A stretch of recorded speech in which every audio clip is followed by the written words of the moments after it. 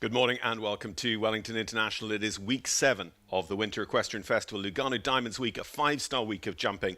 We started to set the scene for the $500,000 Lugano Diamonds Grand Prix yesterday with the WEF Challenge. 30 of the qualification places for the Grand Prix pretty much decided by that. 10 more places available as a result of this morning's Bainbridge Company's 5-star meter 50 speed. $62,500 in the prize fund as well, so another world ranking class for our 5-star riders here this week at Wellington. So this competition, that last chance for qualification, looking back maybe at a year ago here in WEF 7 Bainbridge week, we had this competition going on then into that 5-star Grand Prix on Saturday night. Saturday Night Lights were aiming here this week for a first horse at 7:15 as well, so you won't want to miss that, or indeed the build-up. But throwing back to 12 months ago during week 7, let's look at how it played out in the Bainbridge. And it was actually Kathleen Driscoll and Flotilla who ended up being the winner of this class. Now, Kathleen and Flotilla have been 2-star winners earlier on in the season, and actually Kathleen has been back this year and been on one of our Grand Prix podiums on circuit this spring. Knocking down into second place last year, Richard Vogel and Ken Farrington, just showing the quality of this class year after year. Kathleen not in our starting field this year, but interesting to just see, how somebody comes and goes and uses the series here. We've already run 5-star once so far this circuit, and that was 2 weeks ago during WEF 5. And that's always a very, very interesting week of sport for us because it starts to set the scene that builds towards that Rolex US Open Grand Prix at the end of circuit. Niall Nassar was the winner on Friday morning 2 weeks ago during our first 5-star week with Ivory TCS, the former Daniel Coyle ride. Roberto Taran-Tafur was knocked down into second, and US Olympic gold medalist Laura Kraut was in third on that occasion. So again, all for them in that Bainbridge Company's class, looking at a very, very important final step of qualification. But one rider who knows she's qualified for Saturday night's Lugano Diamonds Grand Prix is yesterday's Adequan WEF Challenge Cup winner. It's a former Week 12 Grand Prix winner in the shape of Israeli Olympian Ashley Bond with Donatello 141. She blitzed a huge 20-strong jump-off to take victory. However, Kent Farrington, with an unlucky red at the last, had been considerably faster than anyone. So Kent Farrington, already a winner here this circuit, he is in red-hot form. Ashley led a podium that included Ben Mayer and Anjou de Grisian, second in a WEF challenge for the second time on circuit, and Italian rider Lorenzo De Luca and Denver de Talma rounding out that top 3.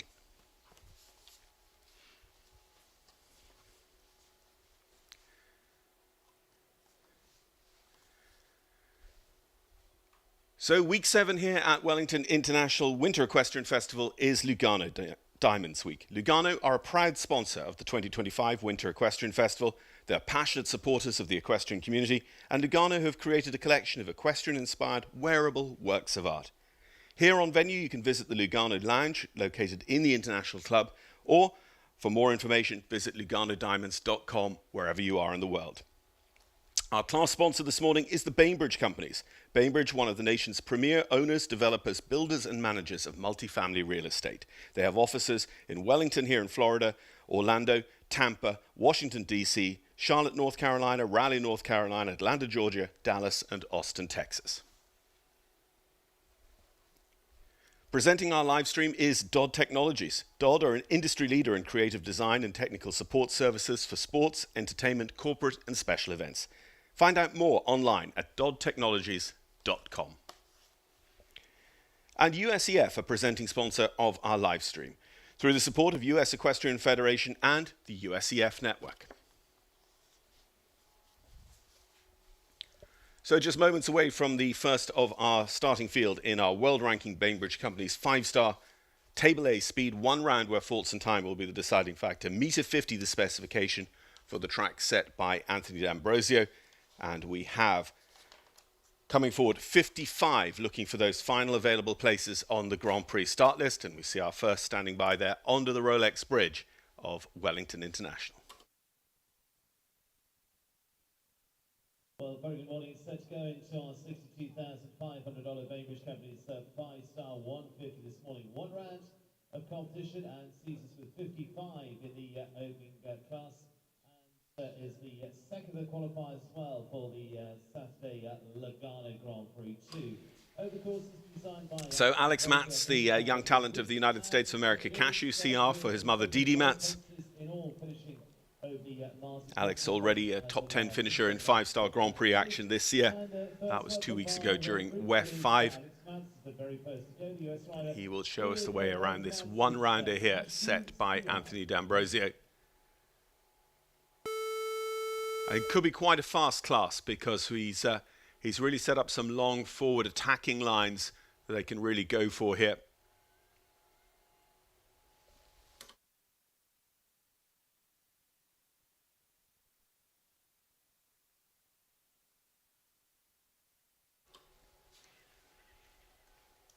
But what he starts with is a very, very tight turn. Just watch what the exercise is here.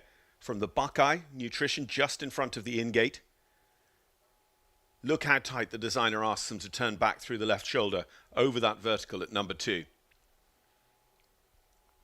He forces them onto a little bit of an angle there, and you can see that these two Lugano fences are set on a bow line. They're not on a straight line, all following the curve there.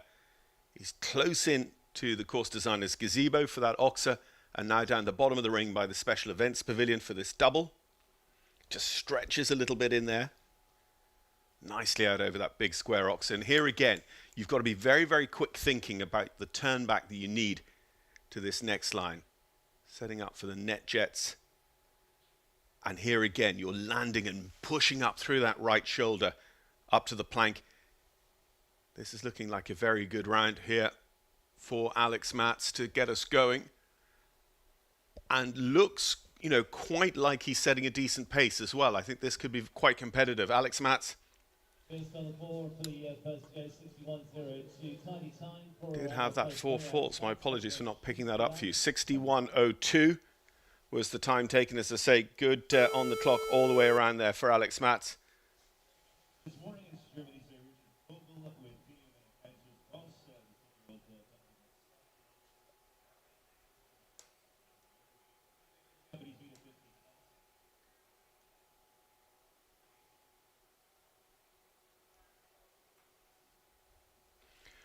Richie Vogel goes next. Richie, who was the runner-up in this competition 12 months ago. Richie actually was the Grand Prix winner here during Lugano Diamonds Week 7 12 months ago as well with the great United Touch S. Gets a very, very sharp and smart turn there, 1-2 here with Fenio van Het Kezersbos. Fenio, a winner for him this week.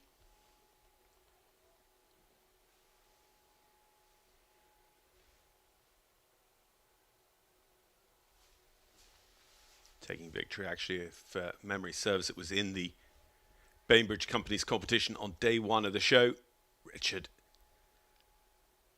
just showing why he is one of the best in the world, has that great ability. He's one of the world's top 10 to just ride at speed. He catches that little vertical coming off the left-hand turn back mid-ring, so he's on 4. And it feels a tiny bit like that's what Anthony D'Ambrosio is asking for here. He's inviting them to go very, very fast. He's given them the opportunity to really ride at this course, be very conscious of the clock. There are at most 10 qualification places out of this class, so it's pretty red hot for those who need it. And therefore he's inviting them to go as fast as they dare and thus flatten and drop the quality from their jump. And there's a couple of those tight turns and, you know, immediately into a big vertical that are going to catch you out when you ask those sorts of questions. So 4 faults for Richard Vogel, his time a tiny bit slower than Alex Matz. Mario Deloria and Aram Ampagumium's Latino. Now Mario picked up qualification yesterday, being one of our contenders in the jump-off of the Adequan WEF Challenge.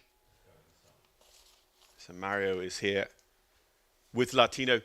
In order to ride a horse in the Grand Prix, you don't have to qualify on that horse, but you do need to complete any other competition's first round in the week of sport.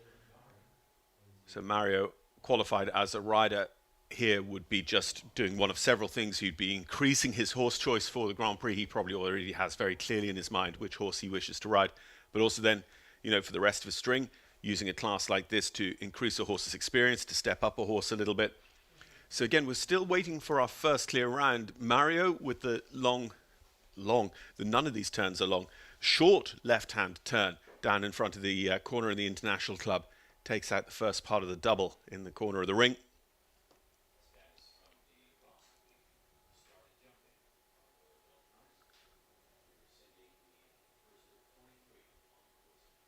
Let's see through the triple combination line there in the colours of Bainbridge. 69-24 for Mario Delorier, and Latino still inside the time allowed, but a good bit slower than the likes of Alex Matz and Richard Vogel so far. As I say, those 61-second times feel like they could end up being the sort of competitive times that might end up in the top 10 if somebody can put it together with a clear round.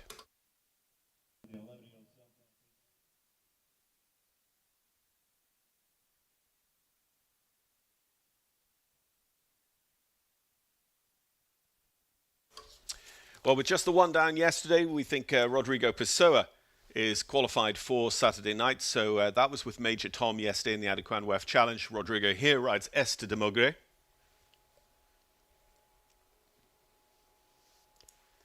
Artemis Equestrian LLC, who've been owners for Rodrigo for a long time now.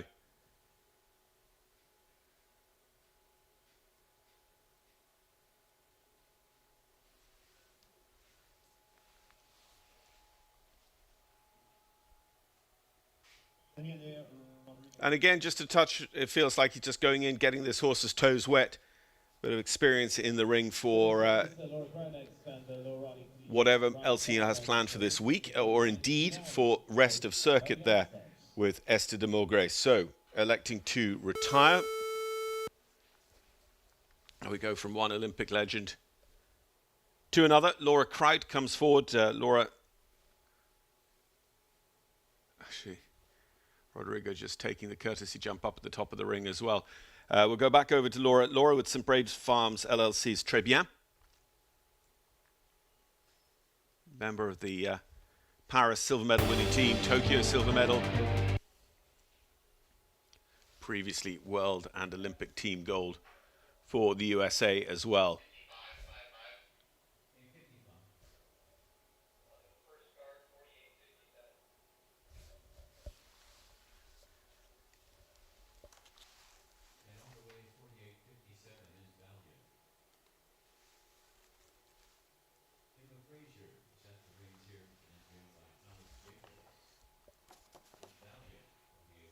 So again, how interestingly, the way he set those Lugano diamonds on the curving line. At the moment, decent way to go through the start list, but you just look at the riders we've had, how competitive they try to be, and we don't have a clear round. Actually, Laura has just had the back rail off the B element of the double. Our camera had gone a little bit before we just got to see it fall, just ever so slightly grazed over the top rail. Or that back rail, the top of the back rail for Laura and Très Bien. And down it came.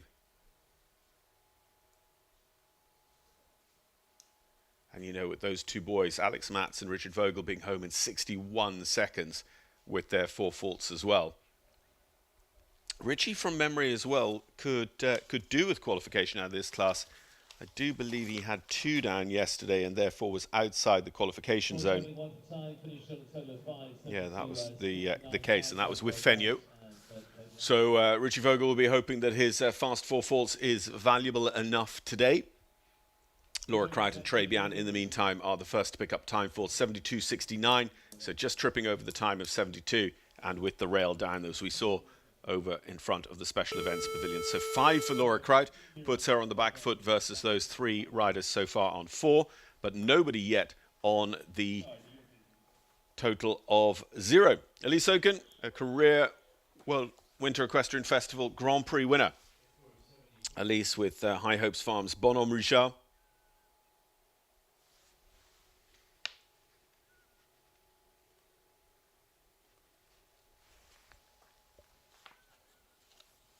And again, you go back to the quality of the field we have here. Every single rider we've seen so far eligible to wear their country's team coat. Elise, who rode in the first ever leg of the League of Nations last spring in Abu Dhabi for Robert Ridland's US team. Looking forward to the nomination of the team riders for the US for next week's Nations Cup here in Wellington as well.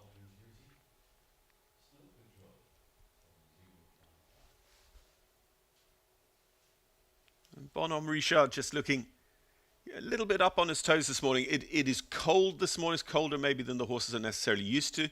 If you do see the flags as well, you'll see that they're just really are flapping in the breeze. So it's the sort of weather and the time of morning that really can just make a horse a little bit cold-backed, make them a little bit more on their toes than they might be at 2 in the afternoon in the warmer weather. Really rattles that plank, but it stays. So still just on the 4. But actually, Elise, who also jumps a lot up in Ocala at the World Equestrian Centre up there, and quite often their FEI class is quite early in the morning as well. And talking to somebody yesterday, said they do feel like Central Florida is sometimes that good bit colder in the morning as well, before it catches up to being true Floridian weather by midday.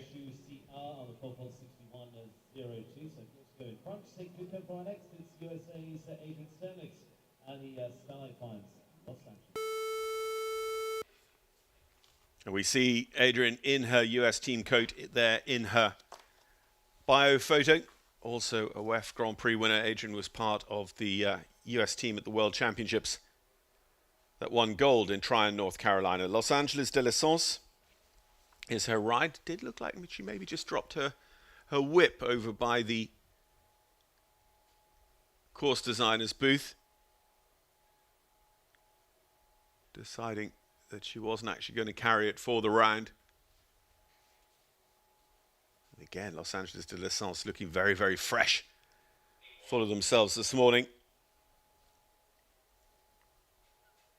It's an 81 here, Snow Patrol, 81. You know, again, the more you see the class, the more you understand how Anthony D'Ambrosio is asking you to be very tight on your turns, to be very direct defenses, to be jumping fences on an angle because they come up at you so quick. And Alex Matz rode all of those lines so perfectly. It's easy to misunderstand how well Alex did it because he was the first we saw.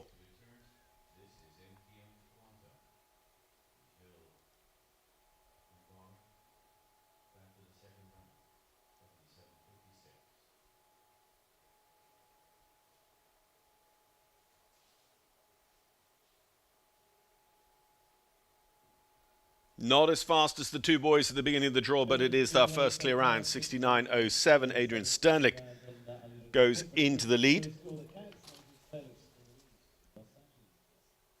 The faults, of course, are the first deciding factor. So our clear round there for Adrian Sternlich goes in front of all other faults.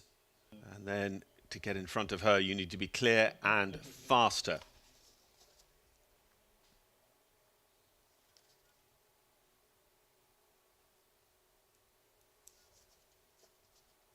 Interesting. Just checking back to yesterday's start list, I'm not entirely convinced that Adrian Sternlich started in the WEF Challenge. So if she is intending to aim for that Grand Prix, she is all in on this class this morning. Mark Blumen. Mark jumping well with us so far this week here in Lugano Diamonds Week 7. Right here, Conquer PS, already podium in a WEF Grand Prix this spring.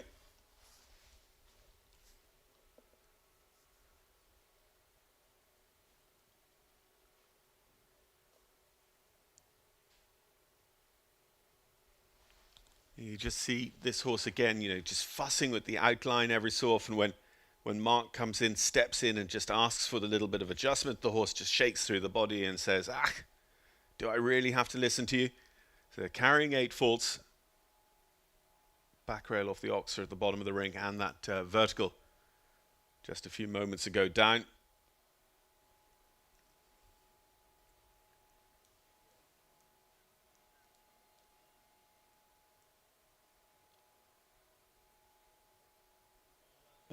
And 69 seconds exactly with the two down, Mark Blumen and Conquer PS. It is a total of 8 faults. On number 4 it is Great Britain's Ben Mayer, and Ben, the horse that he's already ridden to win in the MS Series this year. There's Charlotte Roster and Pamela Wright spelling Hollander.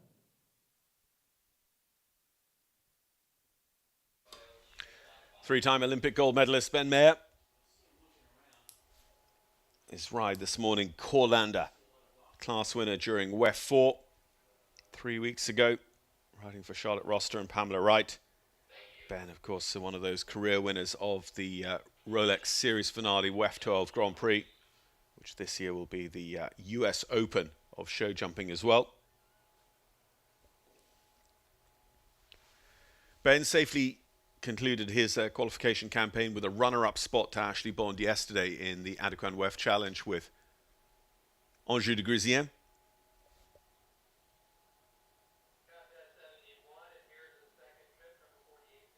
Ben actually the defending Grand Prix champion, having taken last week's WEF 6.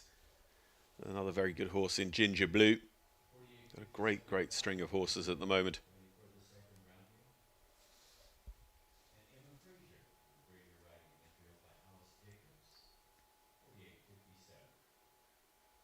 Sees a beautiful spot there. Up to that vertical, pushes on to the net jets. He's a little bit wider here, obviously just wants to be quite sure of his approach, let the horse really read that plank.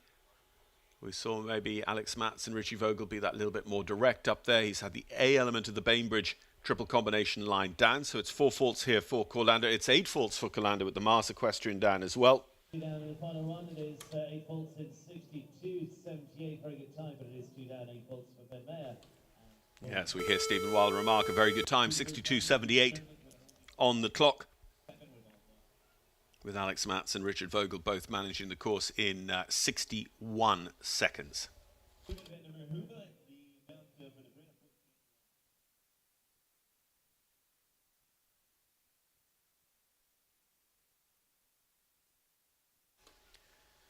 So Sam Hutton's our next to go. AS Trading BV's Levin van der Moorhoven.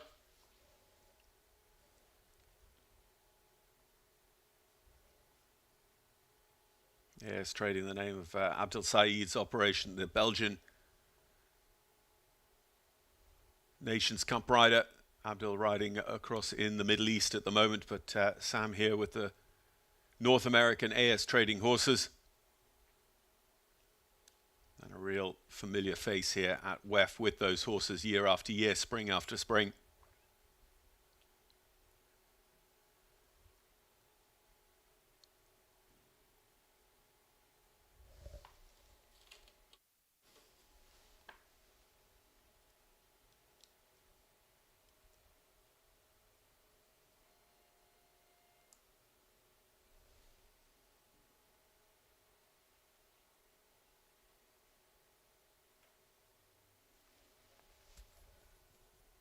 So Adrian Sternick's clear, looking more and more valuable here as Sam has his second rail of it. He absolutely cruises through. Unfortunately, the top of the A element of the triple combination has the Mars equestrian back rail down as well, going to make it 12.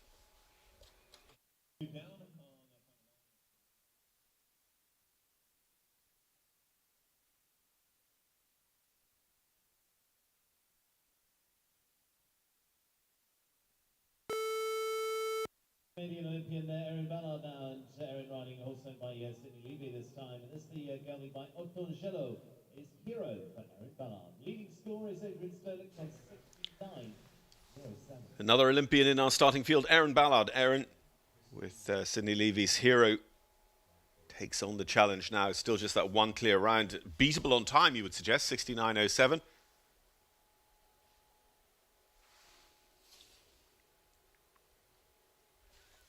Tiffany and Mario, the two Canadian riders in the jump off yesterday.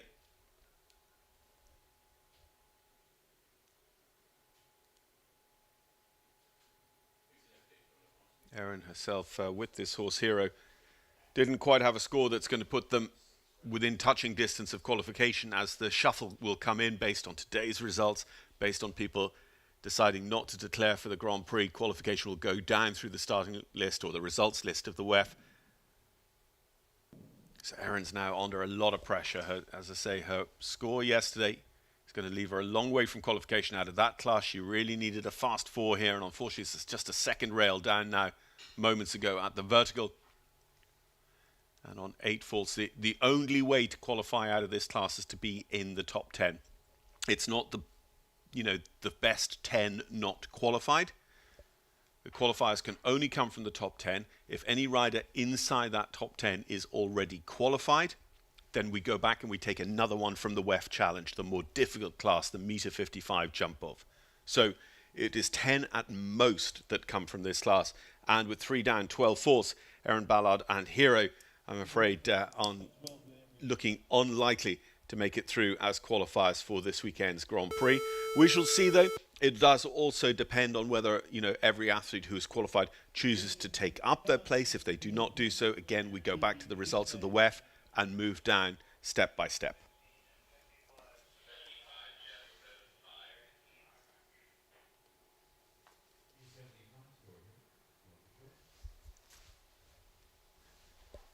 So Daniel Blumen riding for himself and Abigail Wexner. Abigail Wexner of New Albany, Ohio, of course, has been a tremendous owner in the sport for a very long time. Daniel with Corby VV, a career winner, Daniel, of the WEF 12 Rolex Grand Prix.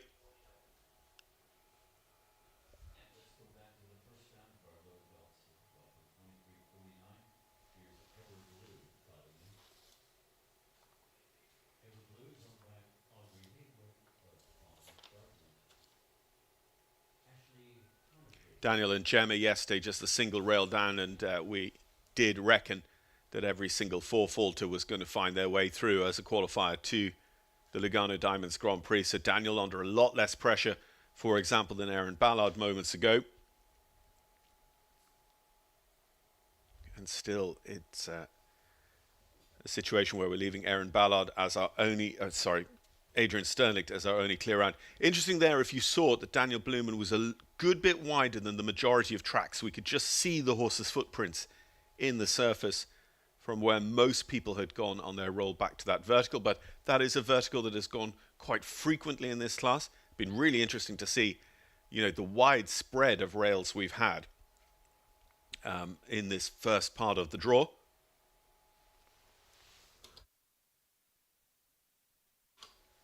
$75.99. It's 4 for jumping, 4 for time for Daniel Blumen and Corby VV. But as I said, with Gemma securing the qualification for Daniel yesterday for the Grand Prix, that was a little bit more, I think, of an educational round for the just turned 10-year-old mare, Corby.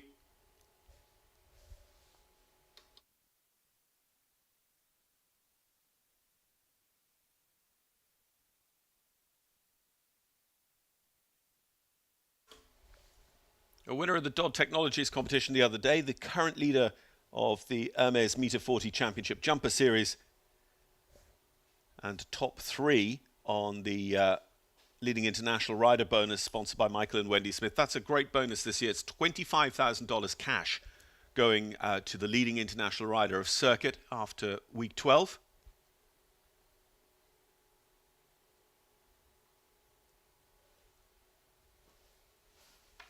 So Luis Fernando Larrazabal and Victoria Huertamate's Condara. Remember, 69.07 is the time to beat, but it does rely, of course, on that clear round.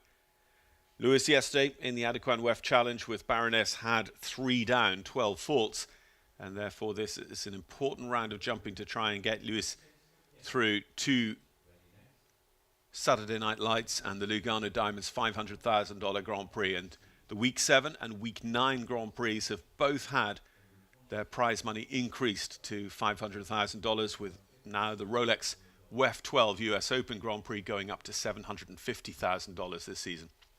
The NetJets unfortunately down for Luis Fernando Larrazabal.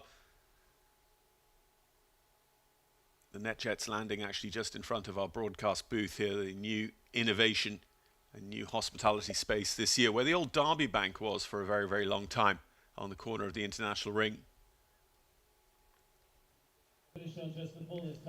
66.37. It is a relatively competitive time. It is 4 faults. It goes into 4th place. And Luis Fernando Larrazabal will be hoping that maybe he could stay inside the overall top 10 of this competition, because as we go back to saying, maximum of 10 from this competition.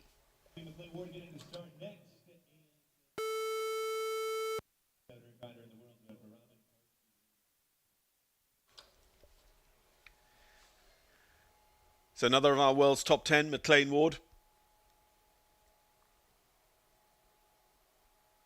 We have been enjoying having world number one Henrik von Eckermann with us here this season as well. Henrik, of course, with the responsibility of going home to ride at his home World Cup show this weekend, but he'll be back with us for the remainder of circuit. McLean Ward, First Lady, riding for great owner Robin Parsky. Again, a rider who's been, or an owner who's been involved in the sport for a very, very long time, very loyal.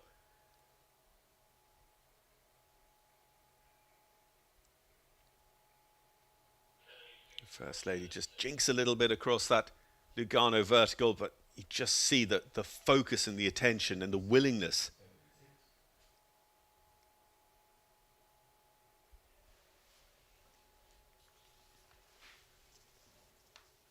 McLean absolutely on the inside turn, just holding his body a little bit so the horse doesn't come in too close around the left shoulder. Still on the 0 score. Adrian Sterling's time is under a lot of pressure now. But McLean is not on a 0 either. First part of the Bainbridge triple combination is down. Look at this time though. Just over 60 seconds. Just over 61. 61.37. He goes into fourth place. But super competitive time with Alex Matz, Richie Vogel. But if he had been clear, McLean Ward would have been, I think for a long time, the one to beat here this afternoon. This morning, sorry.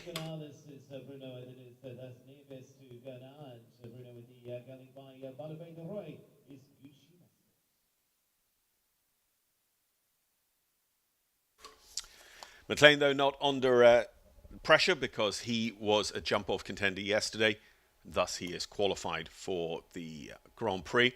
What it means is if he finishes inside the top 10, it means one fewer qualifies from this class, and we take an extra rider from the WEF Challenge. It does all make sense, I assure you, but I do keep just trying to explain that. So if you see somebody who ends up inside the top 10 today and doesn't appear on the Grand Prix start list, that might be why, because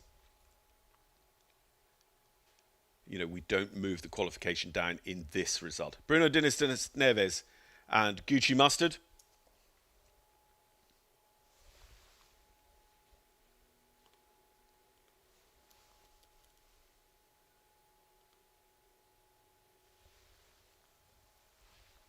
Portuguese rider Bruno going to have that oxer down. Again, a fence we've seen go quite a few times in the course of this competition.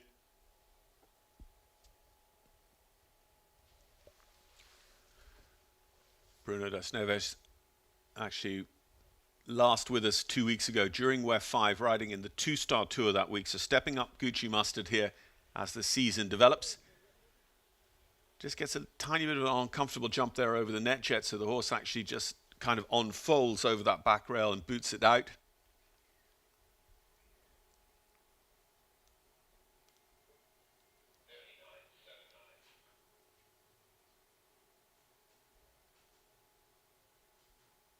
Rail off the Bainbridge Company's triple combination line as well in this Bainbridge Company's class. So Bruno das Neves and Gucci Mustard, it is going to be 16 in all for the Portuguese rider.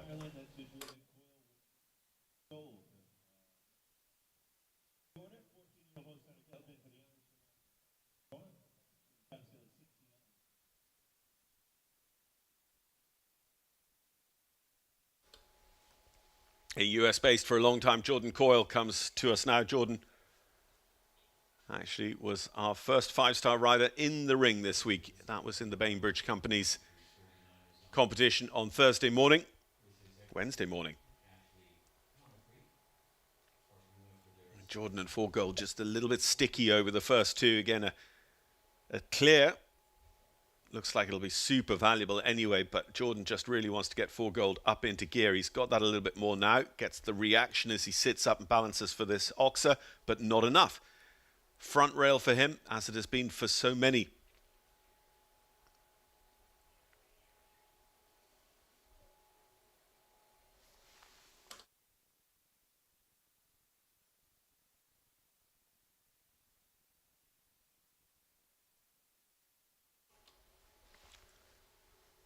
Shaping up on the plank. Been interesting that that hasn't gone too often. We are seeing riders make perhaps a little bit more preparation for it than Alex Matz and Richard Vogel at the very beginning of the class did. They both rode very, very direct at it. But in the main, other riders, you know, those two guys, even having 4 by that point, they knew they had to keep going because you don't know at that stage how the class is going to break down. At this stage, riders on 4 faults are probably feeling that if they haven't raced already, there's no point in starting to race at that point. They're better off trying not to have 8 rather than 4. But on the subject of 8, that is the score for Jordan Coyle and 4 gold. Lauren Murphy is our next to go. Lauren for the USA with Voltanos.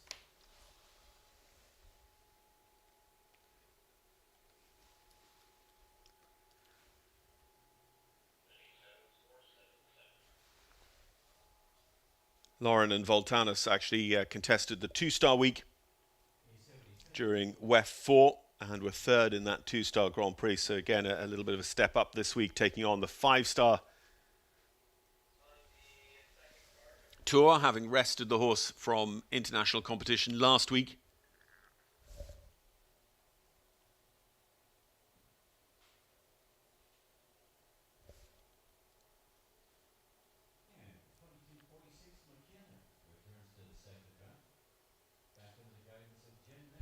I have to say, just do keep checking here to make sure that I'm not steering you wrong. But Adrian Sternlicht, I don't see her on the start list of yesterday's Adequan WEF Challenge. So this is her one and only chance to qualify. And my goodness, it's working for her at the moment. She's the only clear round and has become our long-time leader.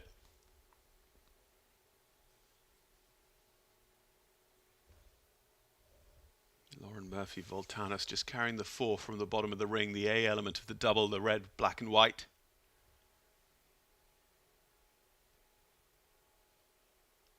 And actually, in the company, it's not a bad round of jumping. 4 faults in just under 69 seconds for Lauren Murphy, and Voltanos goes into 6th at the moment. But it is still, in a way, pretty early days. We are probably about a third of the way through the starting draw. We have just the 1 clear round. Lauren goes into 6th as things currently stand. Next up, and for the Valley Walter Stables will be riding by Bertram Allen and Kingston. Bertram riding for Ballywalter Stables here with this entry. Irish Olympian Bertram.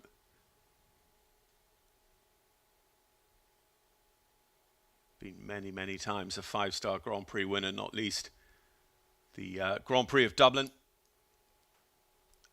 Home Nations Cup 5-star, which of course joined the Rolex Series alongside the Week 12 Grand Prix. Last year, that series launched in Rome, Piazza di Siena, linking 6 historic and impressive Grand Prix around the world. Rome, Piazza di Siena, La Baule, the Nations Cup Grand Prix of France, the Brussels Stefex Masters, the Jumping International de Dinard in Brittany, as well as Dublin, and of course then WEF 12, the Rolex US Open Grand Prix.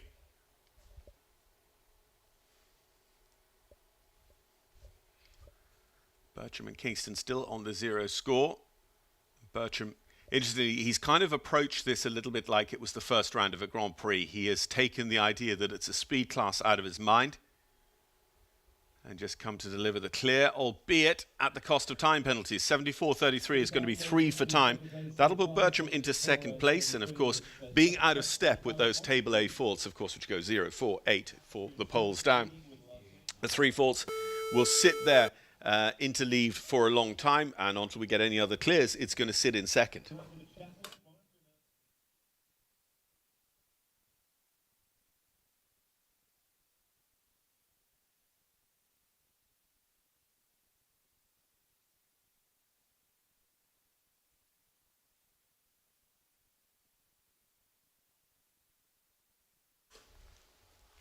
So Nicolette Hurt is our next to go.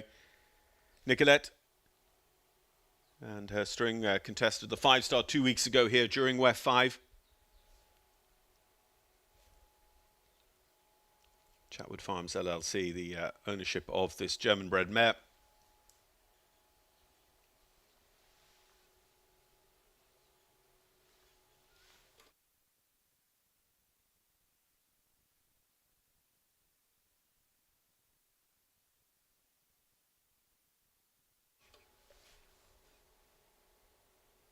An interesting Nicolette's approach there because, you know, you saw Alex Matz, for instance, just really riding the line as it's laid out on the ground, whereas Nicolette kind of rode straight at that Lugano fence and then just let the horse free through the shoulder, the right shoulder, to take on the angle of the fence when she got there.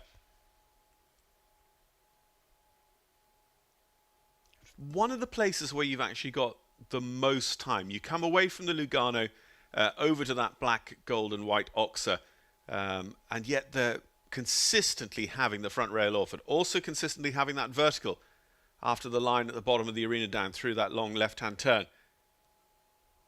So Nicolette Hurt on her 8 very nearly has the A element of the Bainbridge down as well. And I mean, that's another fence that we're seeing come down again and again and again. She's, you know, hitting all the hits, as it were. 8 faults in just over 70 seconds for Nicolette and Fandora.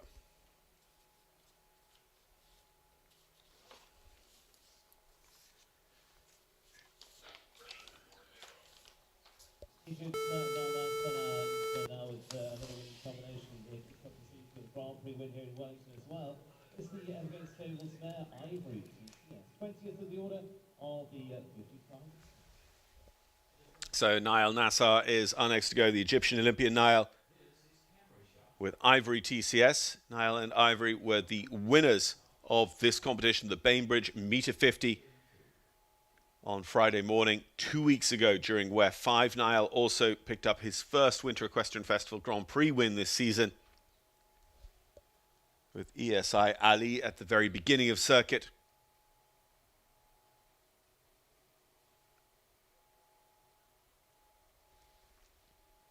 He's looking quite determined here. He's got the horse well up between his seat and hands, engaged forward. You know, in the position over the jumps, he's that bit right of centre. He's conscious of the distance between the jumps, shaving every possible fraction. Just touches that vertical on the way in. He may be a little bit lucky. He's a long way off that. My goodness, he's lucky again. He doesn't really touch the back rail. Ivory just shows enough scope to get clear. Again, you see the pole wobble under a little bit of pressure. But finally, unfortunately, the luck goes against them. They have the front rail off the net jets.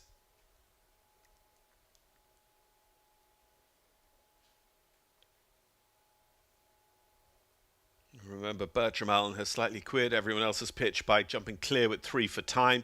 So the best a fast 4-faulter can hope for is third. This is a little bit slower than some, 64.24. It's still right there in the mix and goes into 6th for the moment, Niall and Ivory TCS. It was a shame. It started off as a very, very good round. Then they were pushing their luck a tiny bit, and unfortunately it came home to roost. But if things had stayed smooth and within Niall's plan as they had been initially, that could have been our winning round. It started very, very strong. Ken Farrington, the current world number 3 with Greer. Kent, very, very rarely, if ever, outside the world's top 10. During the course of his top-level career, he has won our only 5-star Grand Prix so far this season, back in week 5 with Greer.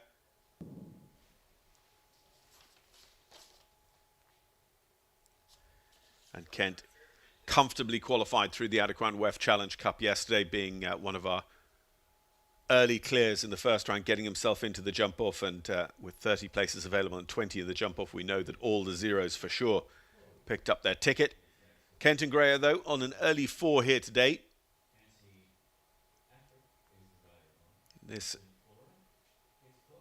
you would slightly assume, who knows, Kent has such good horses at the moment, but Greer, again, might have been his nod for the Grand Prix on Saturday night, and thus this would be a little bit the warm-up class.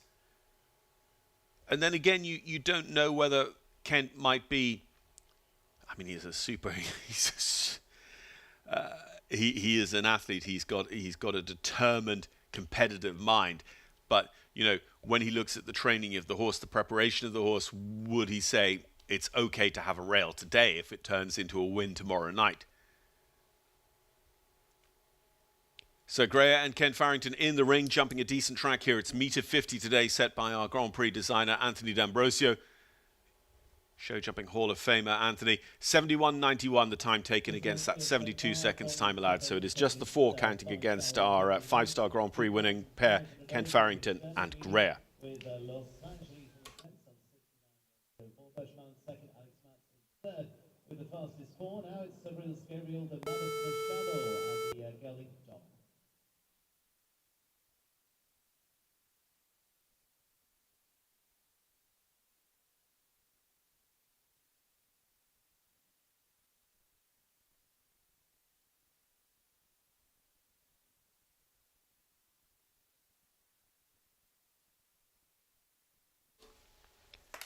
So Gabriel de Matos Mercado and Donna are next to go, representing Brazil in our Bainbridge Company's 5-star meter 50 speed.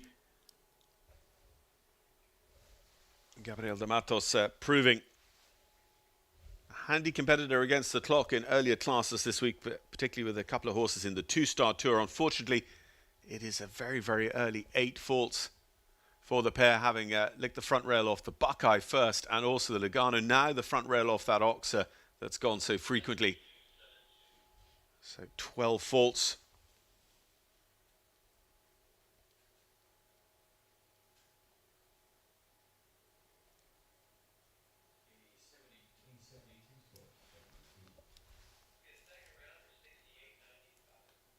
Tenth place is Lee Soken's Bonhomme Richard, 4 faults and 70.87.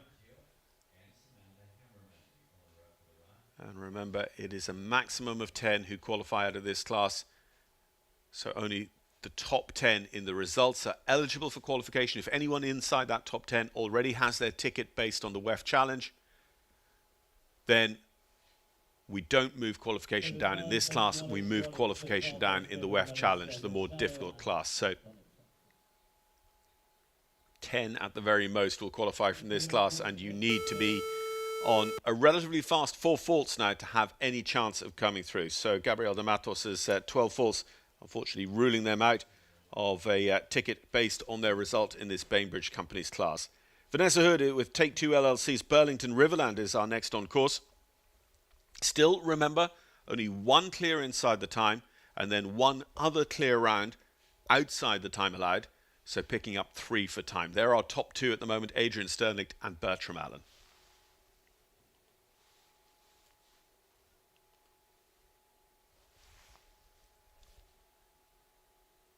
Vanessa Hood, a class winner with us here last week during the 6th week of circuit. Had 3 class wins actually through Winter Equestrian Festival so far, but unfortunately won't be the winner here of our Bainbridge Companies, getting that early 4 at the first of the 2 related Lugano fences.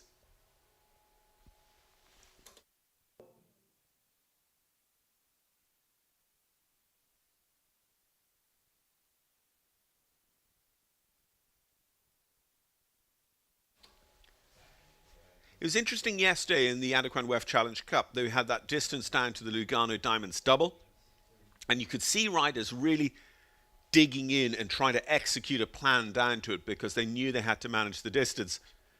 What we're tending to see today, especially with the long distance from the Luganos on the bow line on the gallery side of the arena, over to that black, gold and white Oxer, we're not seeing riders really obviously make the change and try and ride to a plan, ride to a pattern. They seem, to the external observer, like they're just letting it happen. It's a long way across this ring. And I wonder just whether, Anthony's done something very clever here with the concept of, it's a speed class and he's set a distance there. They do just need to ride in. But it's fascinating to kind of watch and think that this field of riders, watching the class, haven't necessarily picked up on that.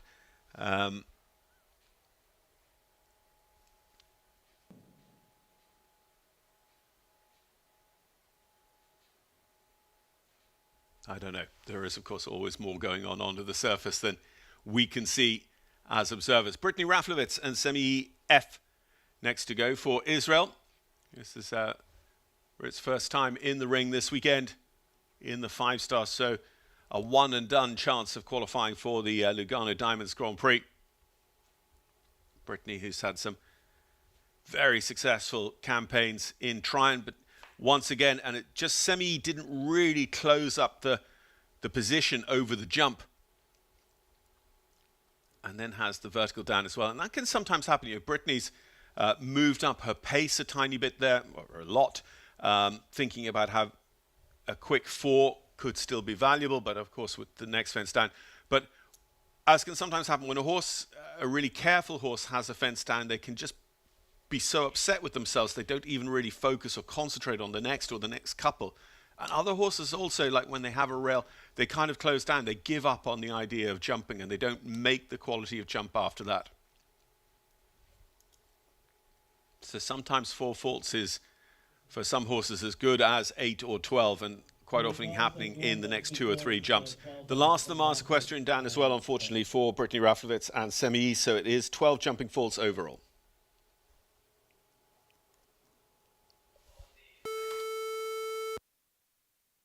In the order, Brazil's Eduardo Pereira de Menezes.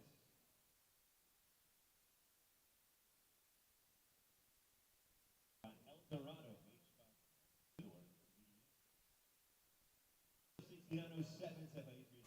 Eduardo Pereira de Menezes and H5 Contador VDM.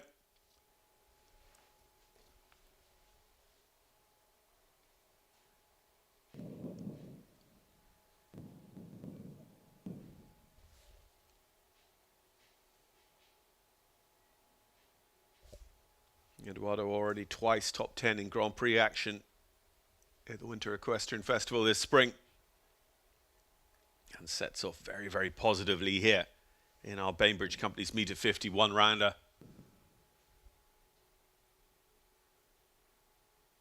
Yeah, we see him doing a little bit more. He's very, very conscious of that jump, and obviously conscious of it in the way we see him riding and preparing for it.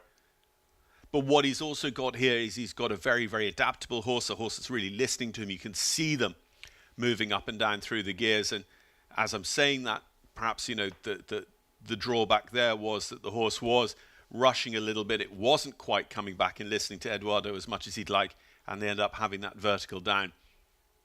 But it's the cumulative effect, I think, of how fast you're able to ride this course and how tight you're invited to turn back to some of these jumps, and it just gets the horses, you know, long, low, strung out, and not really focusing and having the time, perhaps, at the speed they're going to make that good quality of jump. So Eduardo is going to also have 2 down, 8 faults.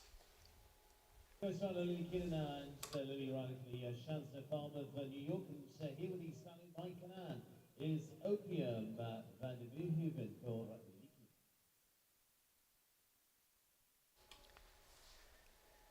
Lily Keenan, twice a Grand Prix winner with us here at Wellington, rides Chansonet Farms Opium, J.W. van der Moorhoven, Team Nijhoff horse, TN Suffix.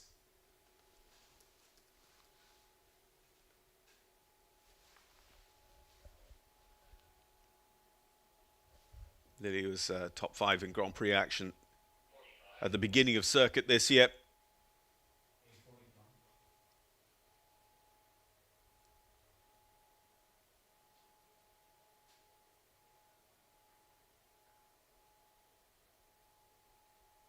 Here again, so this is one of the turns where you could be tempted to turn back quite tight. I think Lily chose a very, very good, you know, happy medium there. And then a little bit like Niall Nassar before, just found themselves with a lot of work to do down that distance to the water tray, the Liverpool Oxer. It paddled a wee bit through the top rails of that one, so that's giving them 4 faults. 61 seconds for Alex Matz is the fastest 4-faulter, still holding third.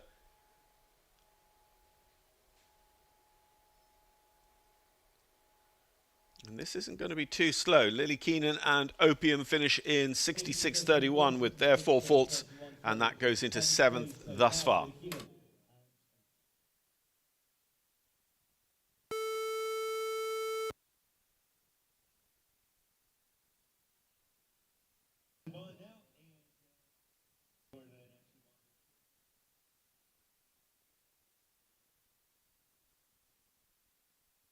Yesterday's Adequan WEF Challenge Cup winner, Ashley Bond. Ashley today with Nightwish, owned by her own Ashley Bond show jumping operation.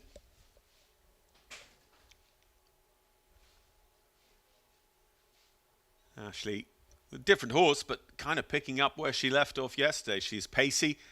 You just see the horse taking a little bit of a wiggle, not quite understanding the way that the fences are laid out, just Ashley trying to ride that curving line between them, and Nightwish just wiggling a little bit through the body.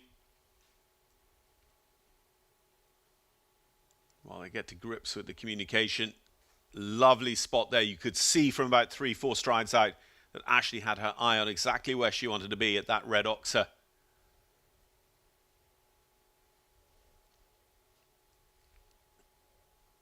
Now, if this is clear, it could be bad news for people trying to qualify out of this class, but would give somebody else out of the WEF Challenge a qualification spot instead. Ashley, of course, qualified based on her win yesterday, and she is going to go into the lead here in 65-68 with only our second clear round. Ashley Bond and Nightwish. Ashley looking to make it a second-class win this week at the high level. Meter 55 jump off yesterday and meter 50 this morning with the Bainbridge Company's class, all looking like they might go the way of Ashley Bond, Israeli Olympian. Brazil now and Rodrigo Pessoa. Rodrigo for the ultimate sequestration farm now with the man by Demont Semi is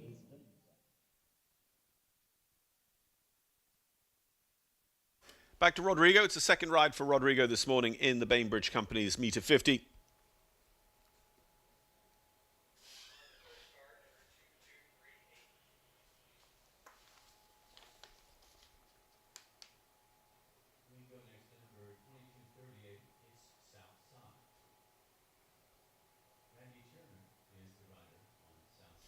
So Rodrigo and Major Tom yesterday, just the one down in the WEF Challenge.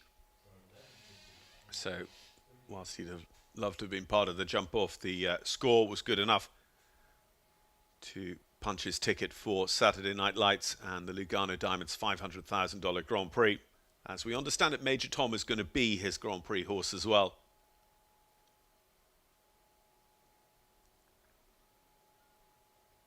Really nice forward flowing 5 up to that red oxer at the bottom of the ring. Everything standing. No, as soon as I say everything standing, the vertical in the corner goes down.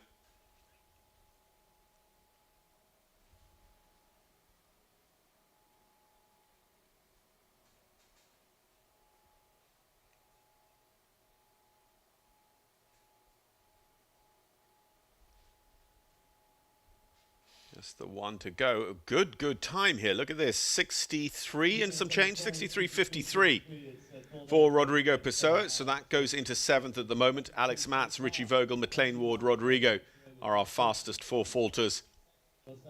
Alex Matz as high as 4th. Bertram Allen in 3rd with his 3 for time. And Adrian Sternlich 2nd. Ashley Bond in the lead with our only 2 clear rounds. $500 Bainbridge Company's class is falling up to Bainbridge once again. Offices across the country, it's one of the nation's premier owners, developers, builders and managers of multifamily real estate. So you can see the rails being lifted. We're going to have the tractors in here from Florida Coast Equipment, the Kubotas, looking after the surface in just a few moments' time as we take a short break in the midst of jumping in our $62,500 Bainbridge Company's meter 50. Ashley Bond and Adrian Sternlich are top 2. Bertram Allen in 3rd. Ashley, of course, already qualified, so that changes the dynamics a little bit of qualification towards that Lugano Diamonds Grand Prix on Saturday night. Well, speaking of them, Lugano Diamonds, our title sponsor for Week 7, are a proud sponsor of the 2025 Winter Equestrian Festival. Week 7 is a premier event celebrating the elegance, athleticism and artistry of the equine world, and as long-time supporters of the sport, Lugano are honoured to continue their involvement each year. Visit the Lugano Lounge, located in the International Club, if you're on venue, to see some of the collection, or for more information, visit luganodiamonds.com. Our class sponsor this morning is the Bainbridge Companies, again a continuing and long-term sponsor here at the Winter Equestrian Festival.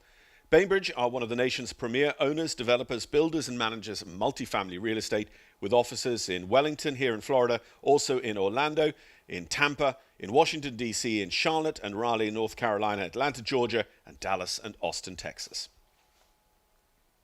Our live stream presenting sponsor is Dodd Technologies. Dodd are an industry leader in creative design and technical support services for sports, entertainment, corporate and special events. Visit them online at doddtechnologies.com. And we're also very grateful to the USEF as presenting sponsor of our live stream. Thanks so much to US Equestrian Federation and the USEF Network.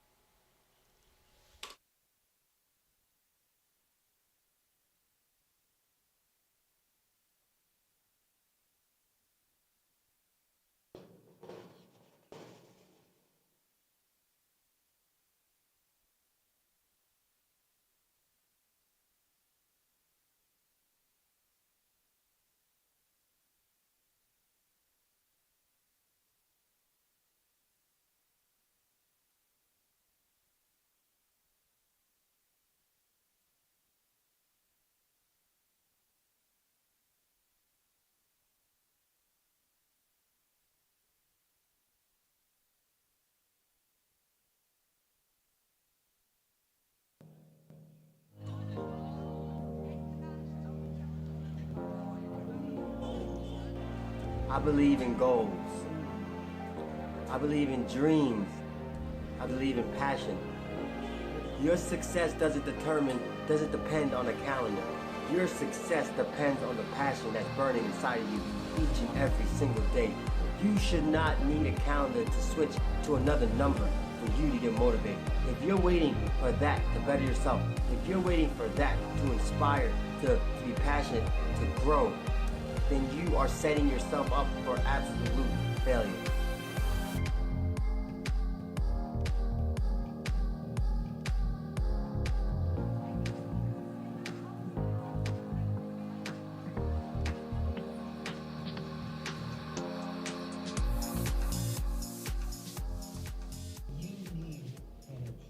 You need energy. You need focus, and you need strength to drive performance and supercharge your metabolism. Only Almaced's superfood protein gives you the sports nutrition fuel you need to boost your energy and perform like a champion. Almaced, a natural, nutritionally complete superfood protein that is scientifically proven to absolutely maximize your performance. Almaced, an official sponsor of the Winter Equestrian Festival.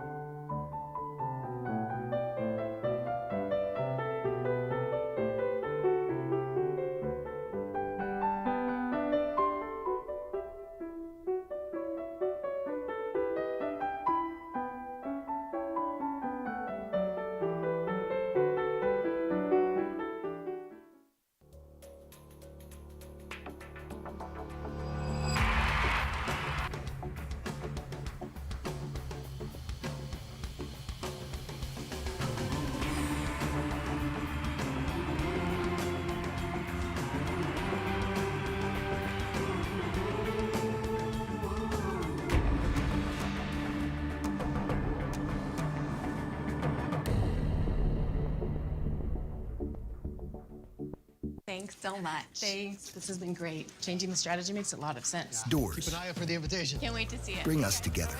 A dedicated Fidelity advisor can help you open those doors with a comprehensive plan to help grow and protect your The wealth. architect left the plans in the back if you want to take a look. She's so ready to take over. For retirement and everything else you're looking to build. We'll get there. Your Fidelity advisor can help your legacy last for generations. Doors were meant to be opened. Explain 17 years of outperformance in 30 seconds? It can't be done. We can tell you that we founded Origin Investments because investors like us deserved a better option. We're proud to be the largest investors at Origin. Yet we've never made an investment decision in 30 seconds. We don't expect you to either. So when you have more time, learn how Origin can help you generate passive income and grow your wealth.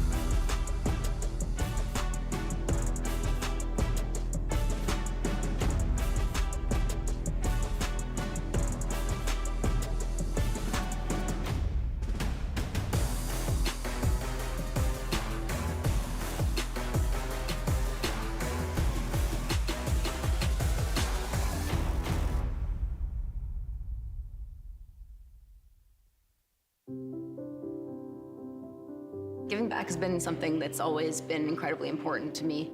Doesn't matter where you come from all over the world, we are all people. We need to do something together. I think if you've helped one person, you've made an impact.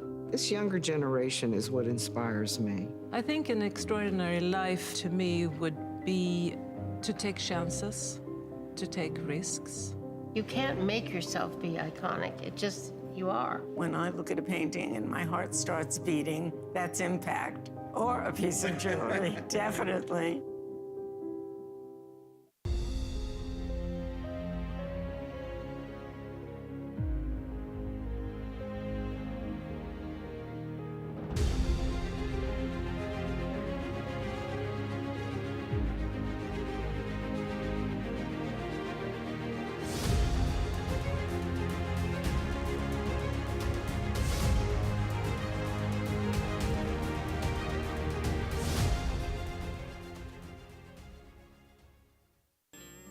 The cowboy hustle is physically demanding. No doubt you gotta be tough. But even more important is your mental fitness. Your brain has to be firing on all cylinders to perform, to be clear, to concentrate, and to focus. I'm a father, a cowboy, a businessman, and a musician, and so much more. I drink Brain Java House Brew, packed with the brain power blend of essential vitamins and minerals my brain needs every day to get it done.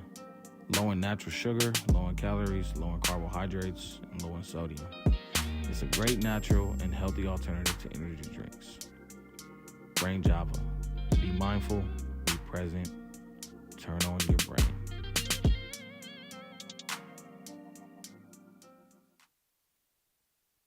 You'll know Mars for our confectionery, but we're also the people behind Buckeye Nutrition and many horse and pet food brands. Our research has been responsible for breakthroughs in animal welfare. In fact, Mars has been part of the equestrian community for almost 90 years. We sponsor events like Kentucky and badminton, work with riders like Andrew Hoy, Lauren Nicholson, Ben Mayer. We even named one of our most famous brands after a horse. Mars Equestrian, building a better world for horses, pets, and people.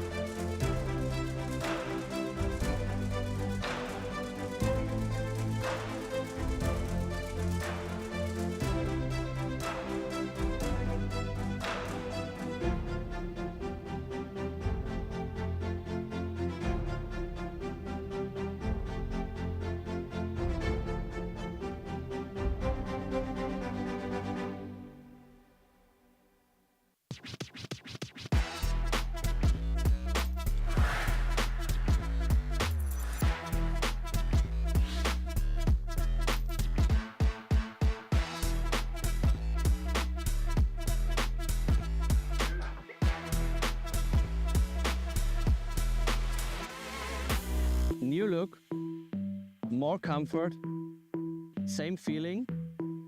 What else you need?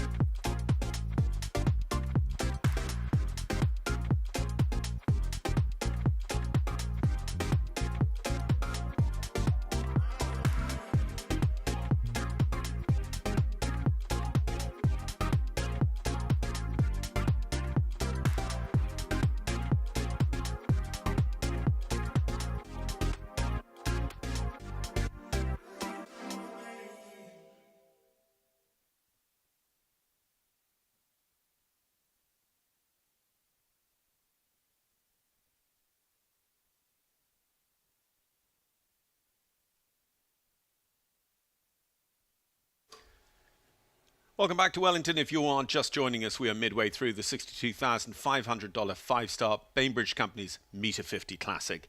This is the final qualification opportunity for horses and riders for tomorrow night's Saturday Night Lights five-star $500,000 Lugano Diamonds Grand Prix. So far, out of 29 starters, we've had just 2 clear rounds and 1 clear with time faults. Ashley Bond leads. Yesterday's Adequan WEF Challenge Cup winner Ashley for Israel leads with Nightwish. Adrian Sternlich, US World Championships team gold medalist, and Los Angeles de la Sens sits second, and Irish Olympian Bertram Allen and Kingston third on those 3 for time. As you can see, the Kubotas from Florida Coast Equipment still just with us in the ring for a moment or two more. The rails, though, back in place not long until we have our next horse and rider with us here for our Bainbridge Company's Meter 50.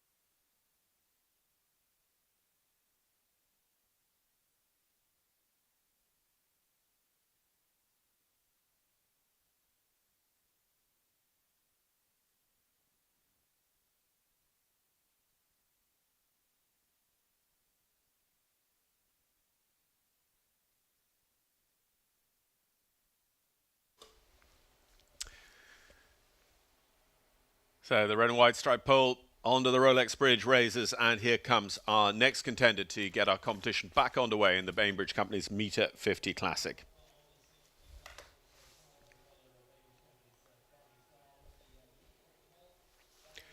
So Genevieve Meyer is going to take up the challenge with G Sport Horses Limited Partnership's Milord Miles. Genevieve had a good go here in last week's 3-star Grand Prix. Actually did pretty well in the Meter 50 Jumping Series last week. The Meter 50 Jumping Series, which has competitions each Friday and Sunday, contributes to the Hermes Meter 50 Championship Jumping Series. Luis Fernando Larrazabal of Venezuela currently leads that ahead of Nicola Philippants with Keane O'Connor in third. But our whole international circuit over the 12 weeks contributes to the leading international rider bonus, a $25,000 bonus for the leading international rider of circuit, very generously presented by Michael and Wendy Smith. Natalie Dean, after the first 6 weeks, the leader on that. Genevieve Meyer, my Lord Miles, riding again. Let's remind ourselves of the course. They've got that very, very tight turn 1 to 2, starting out over the Buckeye Nutrition fence. This Lugano series of fences is set on the bending line through the right shoulder, and it's encouraging you then, I think, a little bit into this distance. We're seeing a lot of riders have the front rail, in particular the front rail of that Oxer coming across the ring. Genevieve is not maybe going at the pace that the others have been, and that means that it just comes up that little bit sweeter for her, whereas the others have been trying forward, they've been pushing, they've been that little bit flatter.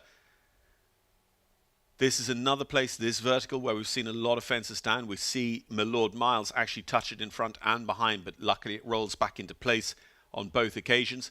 And again, that's to do with the tightness of the turn back. We're seeing whether riders go direct up to that plank or shape a turn through the right shoulder.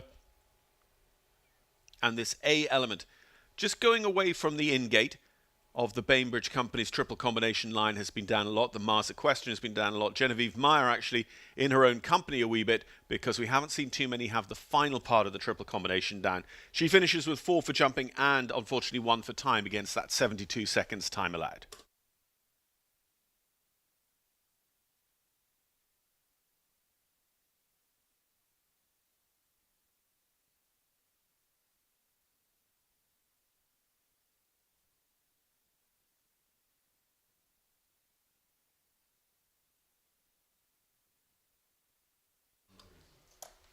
Yeah, Brianne Goutal's our next to go. Brianne Goutal Marteau with S&L Marlon von der Heffink for S&L Farms.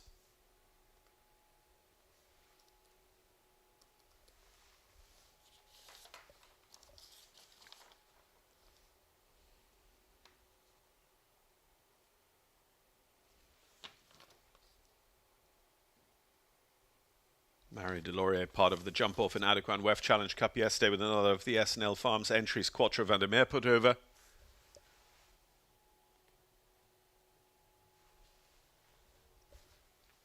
Brianne, a World Cup finalist, eligible to wear the red team coat of the USA.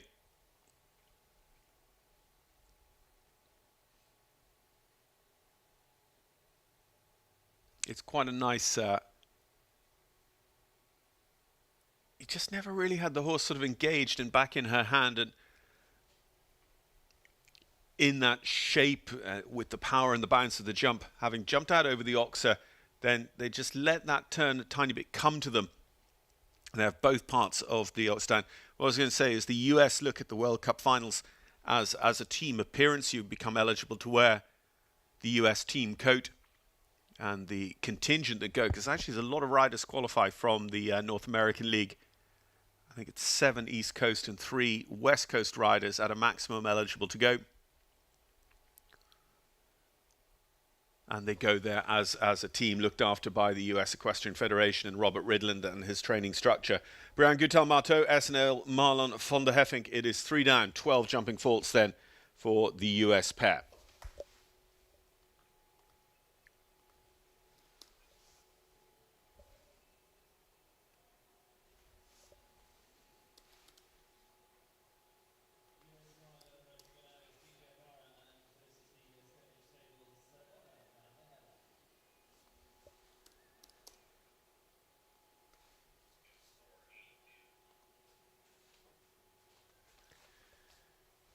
TJ O'Mara next to go. TJ with a podium finish at the Hamptons back in the summer of 2023. Stonehenge Stables owner van der Helle. TJ can score a clear round here. I mean, at this stage, it's looking like a clear round is going to assure you of a top 10. And with it, the qualification opportunity too tomorrow night.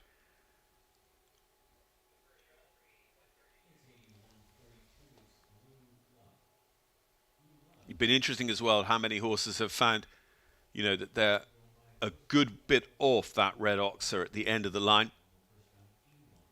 TJ, he was just quite lucky there because I think he just wanted to bottle the horse up for the distance he had planned to the net jets. He started doing that in the air over the vertical and closed down the jump a wee bit. You could see the horse come down quite steep. He was lucky not to touch that vertical and have it down.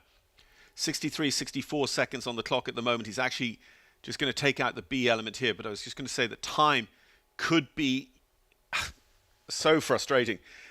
Over the time, but also too on the final line for what had been quite a nice round of jumping for TJ O'Mara and Ona van der Helle. I don't think the score really tells the full story there, but what it does do, unfortunately, is put them out of contention for a top 10 place here with us this morning. Sitting in 10th at the moment is Louis Lorathabal, Louis with Condara, and that's 66.37, the time to beat to break into the top 10. Couple of riders inside that top 10, Ashley Bourne, McLean Ward, Rodrigo Pessoa, for sure off the top of my head, already qualified. So that means that they take away qualification spaces from this class, the Bainbridge companies, and throw them back to the WEF. So that's 3 more riders beyond yesterday's top 30 who would now be looking and calculating that they have picked up qualification. Natalie Leibovitz and Kiss Me next to go, the Israeli rider with her own and 3 Graces dressage. Kiss Me.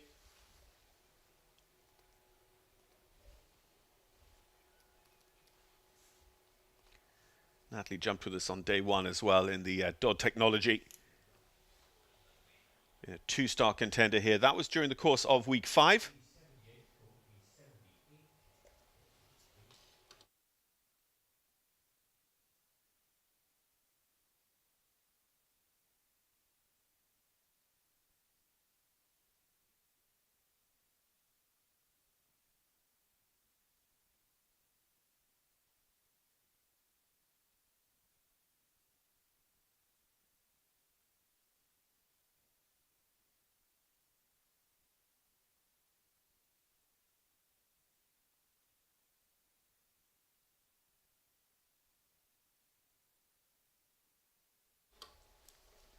Natalie on the final line. Coming to the Mars question, 12 faults with one of the Bainbridge company, triple combination down as well, and time faults, 12 jumping, 3 for time there for Natalie and Kiss Me.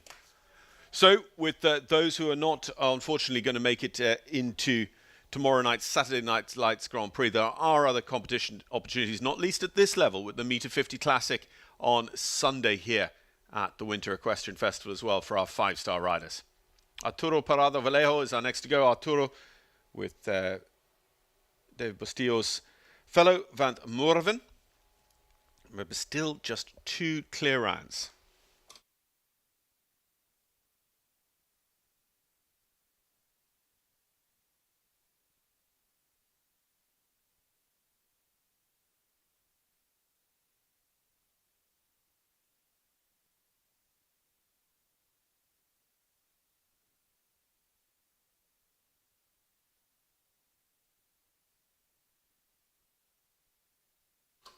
Arturo moving very, very positively on the early part of the course. He's answered some of the questions. But interesting, we had a real period where some of the Lugano Diamonds fences, they were coming down round after round as well. I have to say that French grey colour of the Lugano's brand,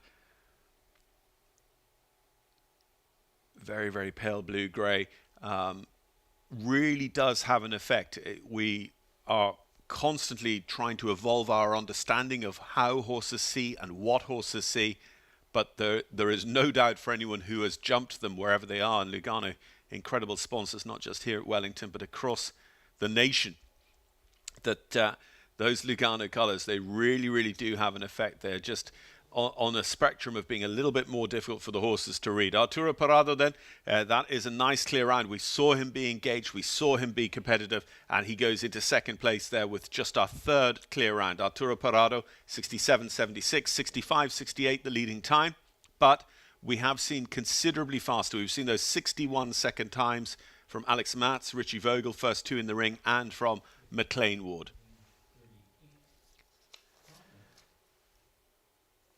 Michael Duffy, Michael and RMF Cinemo for Rushy Marsh Farms. Rushy Marsh Farm also supporting the Don Little Masters standings, one of the WEF jumper standings.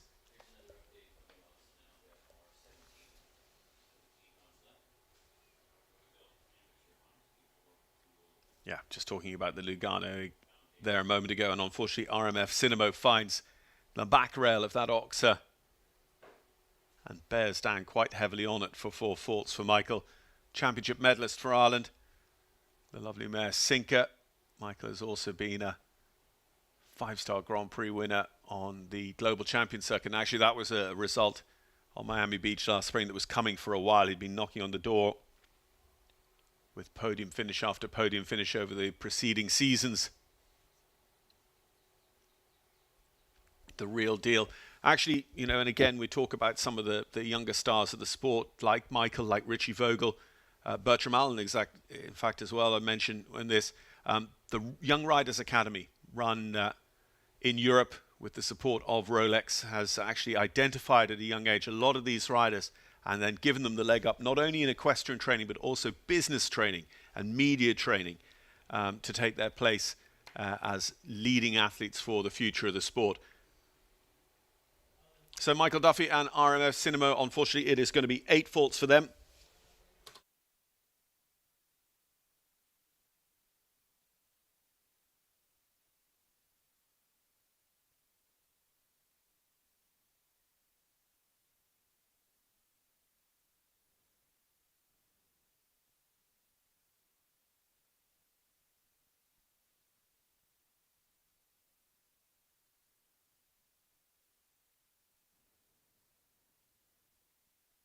Second ride for Jordan Coyle. This time it is with King Cannon GP.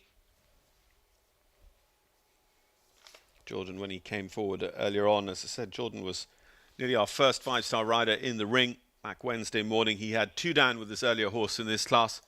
So trying to really make this one stick.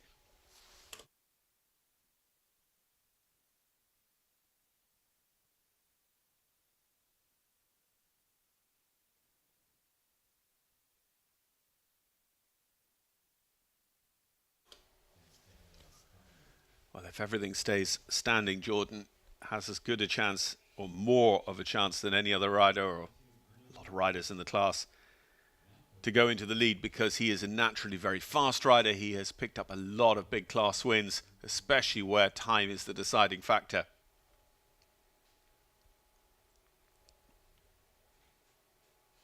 Just sees him anchoring King Cannon around that final turn to the Bainbridge triple combination line. Again, a lot of riders just sailed around that line, ended up just taking away particularly the A element. And there we are, just as we thought, 65-51, not by a huge margin, but enough. Jordan Coyle goes into the lead here with King Cannon GP. Now, mathematically, there are still enough riders that could push him outside the top 10, but in terms of the number of clears we've had so far, Jordan Coyle, King Cannon, Ashley Bond, Arturo Parada Vallejo, Adrian Sternlicht, all on their 0 scores, would reasonably expect to stay inside the top 10 in the final analysis here. Laura Cricht rides for the second time now in our Bainbridge Company's class Balatonue, on this occasion for St. Bride's Farm LLC. St. Bride's of Virginia. Local horse show to them is the Upperville Colton Horse Show, the US's oldest horse show, where in fact the preceding rider in the ring, Jordan Coyle, has been Grand Prix winner in the past.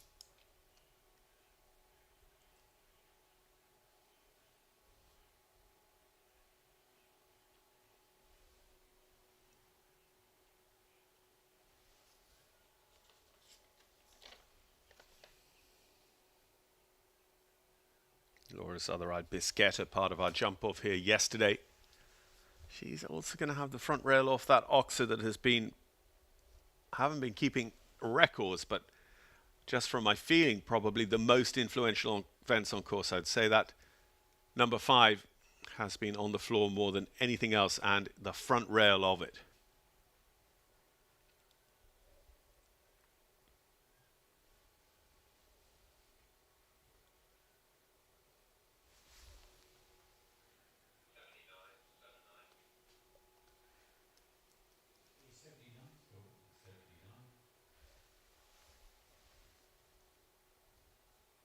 Just 1 to go for Laura with her Paris Olympic horse Balatonue.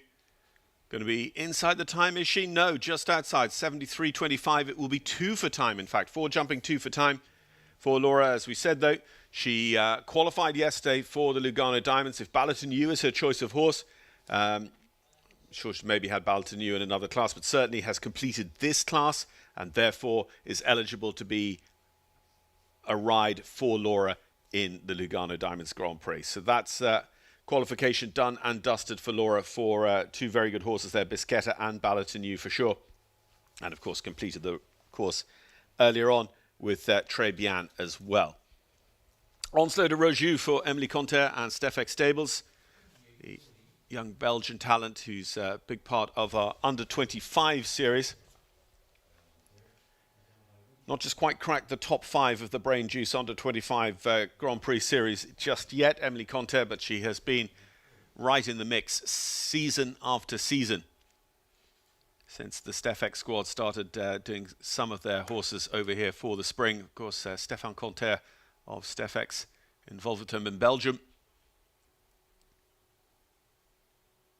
with all of his Stefek's group businesses and in particular his strings of horses with great riders, and then also now as a show organizer his Stefek's Brussels Masters, the Grand Prix of that competition, joining the Rolex series last year as well.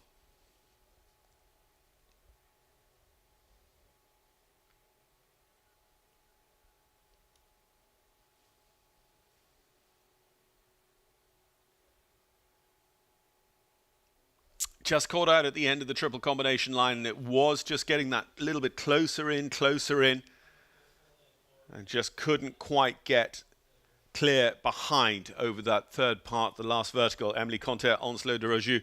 It is going to be the 4 faults in 67.54. Unfortunately, that is outside the top 10 for Emily and Onslow. Shane Sweetnam with his own InvoQuest LLC's Corian van Klapscoot next to go. Two-time Irish Olympian Shane.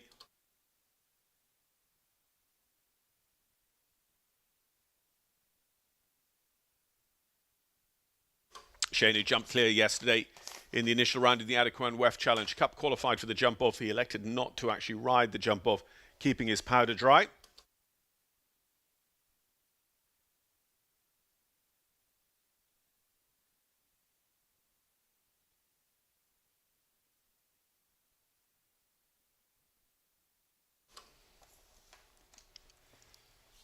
Very, very positive turn back, 1-2.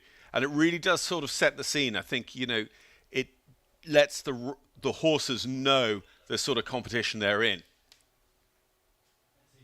But interesting what Anthony D'Ambrosio, you know, therefore understands is that, you know, he could open the door to that way of thinking to a horse, quite a hot horse, that the rider may not have wished to open quite that far, quite that early.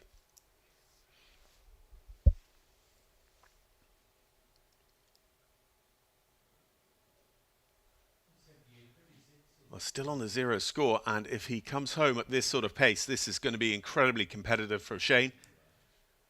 And again, because Shane is already qualified from the WEF, if he goes inside our top 10 now, it gives a new WEF Challenge competitor the space in the Grand Prix, because it takes away a qualification space from this class. 65.60. It is just behind. Jordan Coyle, Shane Sweetnam make it a 1-2 for Ireland so far. And that is only clear round number 4.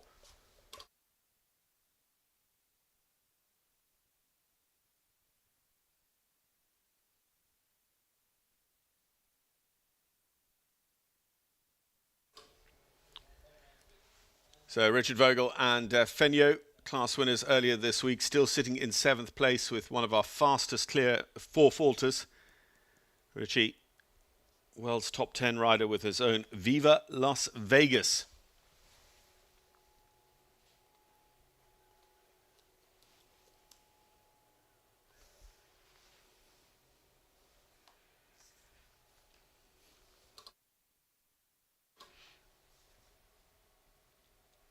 Look how tight he turns back here. That is incredible, and just hits absolutely the right spot to jump that fence, you know, almost ignoring the angle of the fence. He jumps it going where he wants to go. At number 2, it's a textbook start to this track. I think, if Anthony sat down and thought about how he would like somebody to execute those first couple of jumps, it would look identical to what Richie Vogel just rode with Viva Las Vegas, out over the red Oxer. Again, in terms of position on the ground, that is very, very tight, very accurate back to that vertical. Few have gone closer, and inevitably they've ended up having the vertical down. Now, Richie, I think, was a little bit more direct to that plank when he rode, but he was incredibly early in the draw. We saw Ben Mayer produce a very similar time, riding out the turn and shaping up to the plank a little bit more. Richie is going to come home on 4. It's going to be another very, very fast 4-faulter. Another one in 61, 61.28. Richie Vogel rides a 61.26 with Fenio and a 61.28 with Viva Las Vegas. It's incredibly consistent from his 2 rides there for the German young master, world's top 10 rider.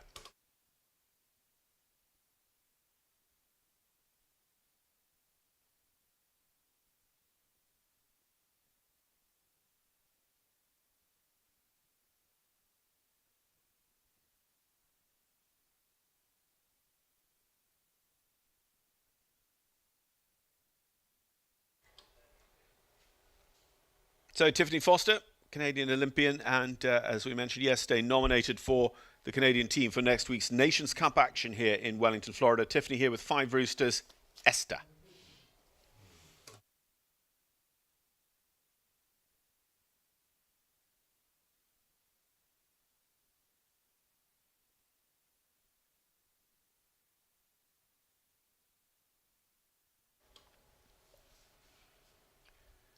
Tiffany sets off here very, very positively. Hustling the horse a wee bit. You see that coming through in the horse's reaction.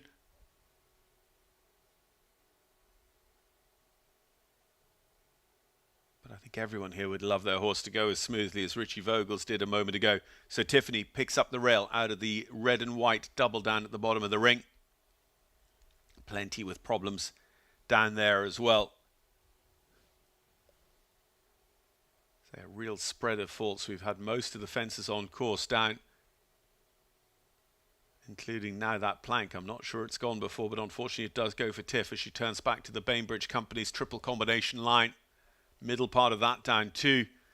So coming home on 12 to the Mars. A question, unfortunately, for the Canadian Olympian Tiffany and Esther. 63.48 is fast, but unfortunately somewhat for naught because it is with 3 down, 12 jumping faults.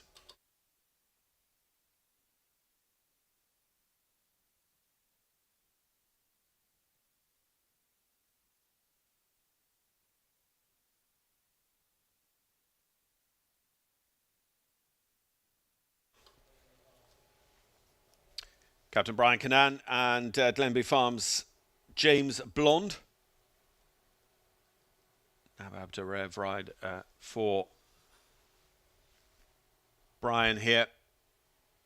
Clear would be very valuable, very useful, not just in terms of a spot in the Lugano Diamonds Grand Prix, but in this class, decent prize fund, $62,500.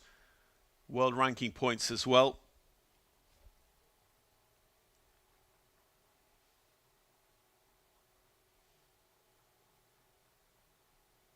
Brian, the long striding horse, but it does just look he's trying to pick up a kind of middling pace. He doesn't want to be left too far back if he ends up on a 4 faults, but he just wants to choose a pace that's maybe just going to give him the time and space for the horse to read the questions and be ready for the questions. Like here, he's out a good bit deeper than most, but that vertical has come down so frequently, you've got to treat it with respect.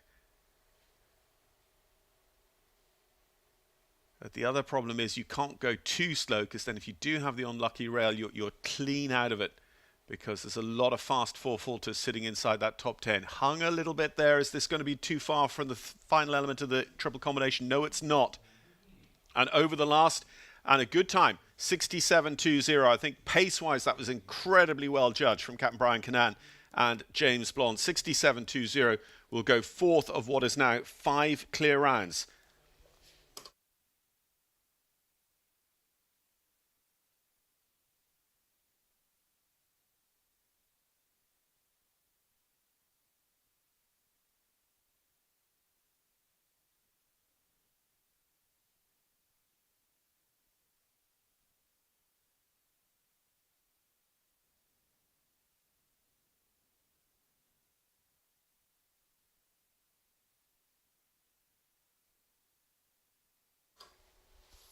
Alessandra Volpi.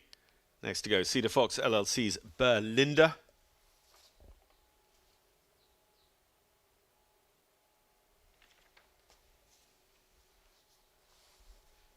$65.51 to beat for Jordan Coyle. Alessandra's off to a very, very positive start here. Just see her, you know, you're pushed into a pace and a way of riding, the way those two first fences are set. Alessandra then sits up. She gets back the pace she wants for Lugano. She rides again her pace, her plan to that Oxer at 5 that has been down for so many people.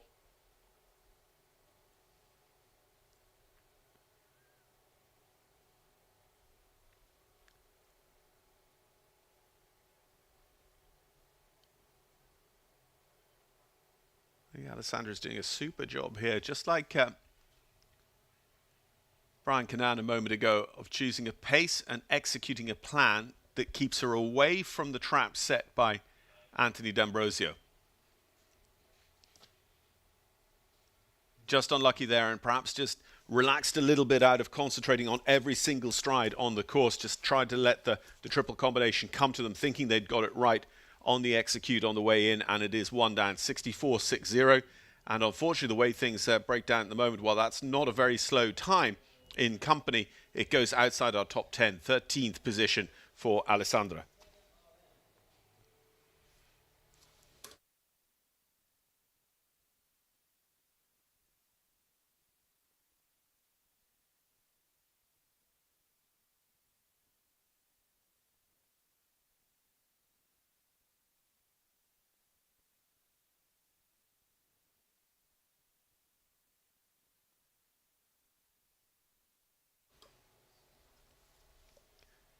So second turn of the handle now for Mark Blumen, the Colombian championship medalist with his own Kenya RM. Just look from the head on, like a tiny bit that the horse stalled in front of that Lugano fence. So Mark had a job to do then. The important thing is to get the horse back up front, reacting to him in front of the leg to take on that big Oxer off the gallop across the arena. Jumping well, hitting his marks so far. Down in front of the Special Events Pavilion.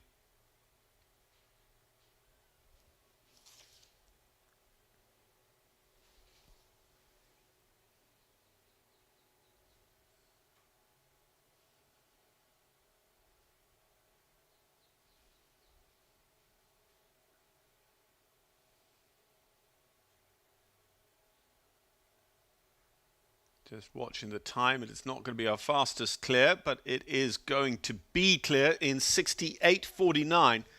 That's going to go just behind Captain Brian Canan on our leaderboard and becomes the 5th placed competitor on the ranking out of what is now 6 clear rounds.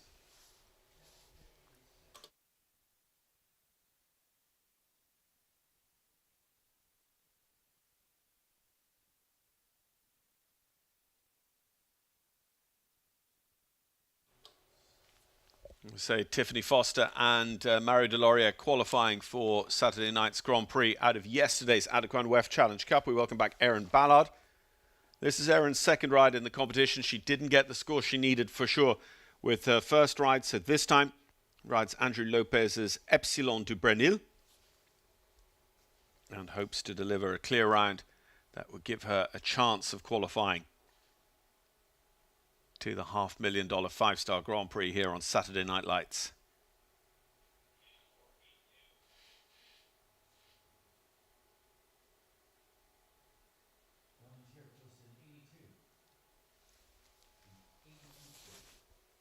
It's still a bit of a risk mathematically, you know, thinking that you might come in and do what Brian Canan did, choose that pace to try and assure yourself of a clear. And our fastest clear is 65.51. But now that we have a few more clears, now that maybe riders are really thinking, okay, I've got my plan. We're going to see riders also coming forward for the second time. So they've got the experience of jumping the course with their earlier horse. A slow clear could easily just end up being nudged out of qualification. Unfortunately for Erin, it is going to be 4 faults. It's a fast time, 62.03. But unfortunately, now that we've picked up those few extra clears, Epsilon de Brelin Brenil and Erin will go into 12th place at present. The only possible way of qualifying out of this class is to be in the top 10 and not already qualified. Qualification does not move down, so there's a maximum of 10 qualified from this class, and if anyone inside that top 10 is already qualified through the WEF, then we qualify 9 or 8 or 7 only from the top 10 of this Bainbridge Company's class.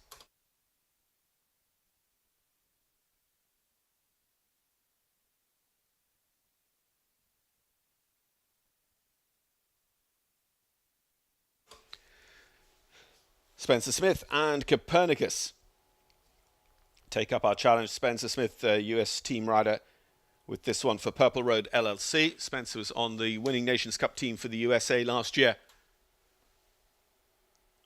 in Dublin, and he is hustling along again. 1-2 sets the tone, and then it's up to the riders whether they want to continue the pace that Anthony has basically put them into a pace over 1-2, and then a real peck on landing there. Did very, very well. Good balance and reaction from the pair, Spencer and Copernicus, to stand up and to jump right through that line clear. It could have ended up like so many before them without the stumble being a long way off that red. That's such a shame after the drama of the round a few moments ago, that just probably the stumble, to be honest, they're so closely related, these fences, the stumble would have had an influence in having that vertical down 3 fences later. Middle part and last part of the Bainbridge Company's triple combination line 2, sadly, Spencer Smith and Copernicus will finish very, very fast time, 62.30, but it is with 3 down, 12 faults.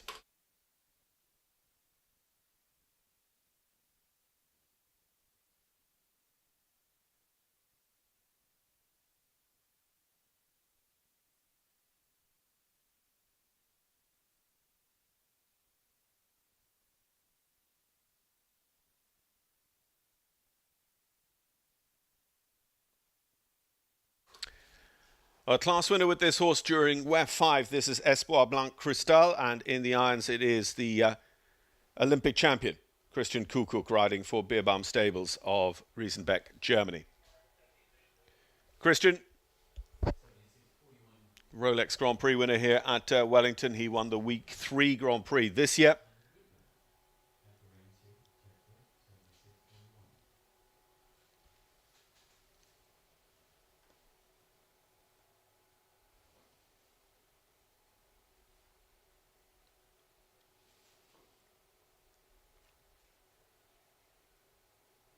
Christian and Espoir Blanc Cristal, they go out that little bit wider. They don't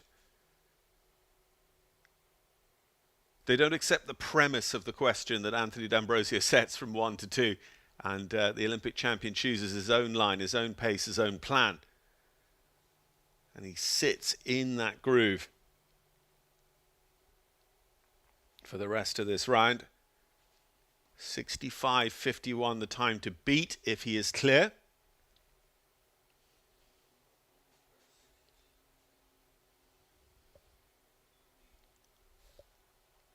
It's interesting, as we say, that these pair were class winners in the 5-star tour 2 weeks ago.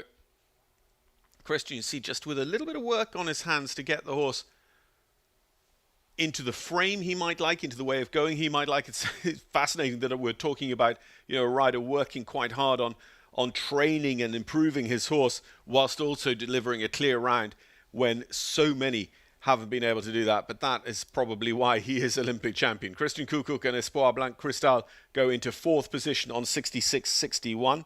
And now we have 7 clear rounds. Bertram Allen sits 8th with a clear with time penalties.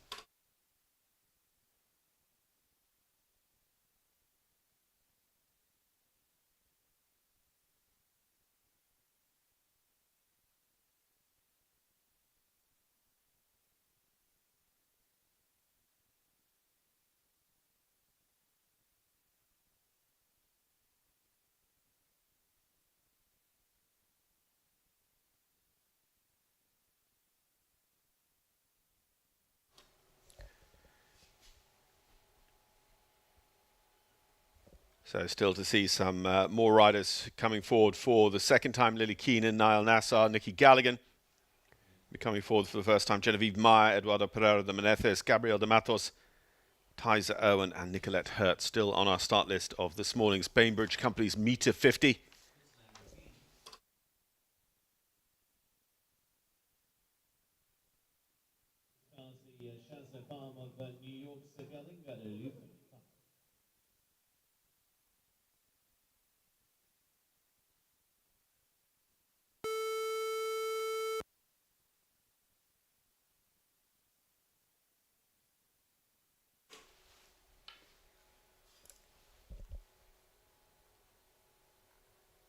Top 5 finishes in Grand Prix action already on circuit. Le Louvre and Lily Keenan. Lily, Nations Cup Finals rider and World Championship rider.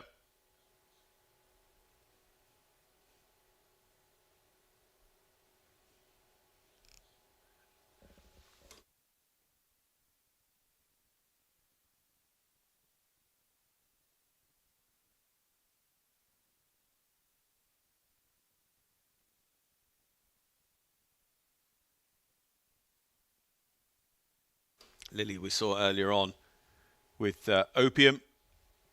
And for a 4-4, it's in not a bad time, but as things have developed, that sits just out down in 17th position. Lily is a great spot. Sees off her eye what she wants and rides up to it there across to that Oxford at number 5. And continues a flying pace there through that line at the bottom of the ring as well. Again, it's very, very clear that if anyone can replicate sort of Alex Matz and Richie Vogel's time of 61, but do it with a clear, they've probably got this class in their hands. Lily Keenan and Le Louvre, unfortunately, the plank goes up in the corner of the ring. Through the Bainbridge Company triple combination line. Le Louvre makes a good shape all the way down that in this meter 50 competition against the clock. And there we are, 62.25. A time that would have been super competitive, but unfortunately that rail, the plank, down for them, and she goes into 14th on that score. So 2 inside the top 20 at the moment, with 7 or so still to see in this one and only round of the Bainbridge Company's Meter 50. Niall Nassar this time rides Igor van der Wittemore for Evergate Stables LLC. Niall as well with a pretty fast 4 faults earlier on with Ivory. And he has just taken the rail off number 1, unfortunately, the front rail off the Buckeye Nutrition. So won't join the ranks of the clears. And I think by the time we get there, we're going to end up with 10 or so clear rounds taking those potential qualification spots for the Lugano Diamonds Grand Prix.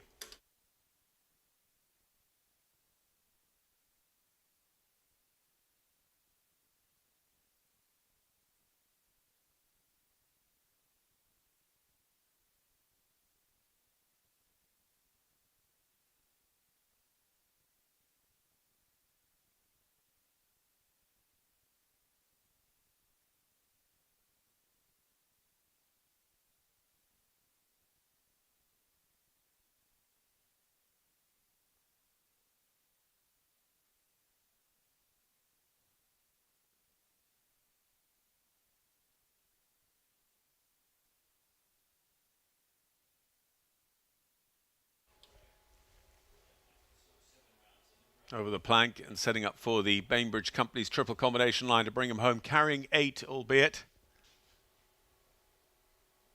And it's going to grow, unfortunately, Igor with the back rail off the Bainbridge Company's A element, and actually Niall's going to call it a day there.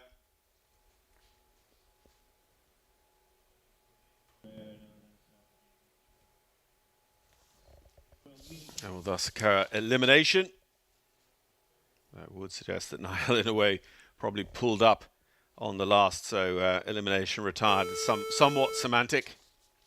Ireland's Nikki Galligan to go down. Nikki running for the Christmas, probably run for his food. So ride of Serenade B.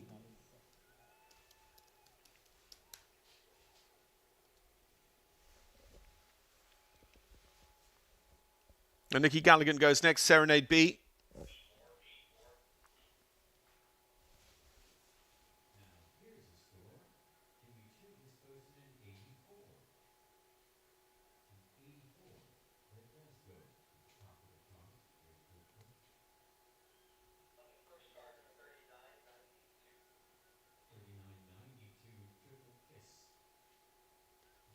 Nicky had a good top 5 in one of the Old Salem Autumn Series Grand Prix last year. The end of the summer season, be jumping with us throughout circuit this spring. We're carrying the 4 faults at the moment.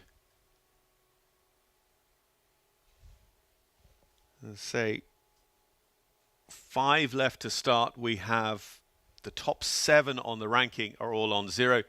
You just saw Serenade have to reach a tiny bit for that red oxer and thus kicked back on the front rail. And just that same a little bit thinking back maybe to the oxer before. Clips the front rail of the NetJets oxer behind 2. Nice in over the oxer going into the Bainbridge, and Nicky will be pleased if they get a nice jump out over this Mars Equestrian oxer as well. So 12 jumping, 1 for time for Nicky Galligan and Serenade B here for Ireland.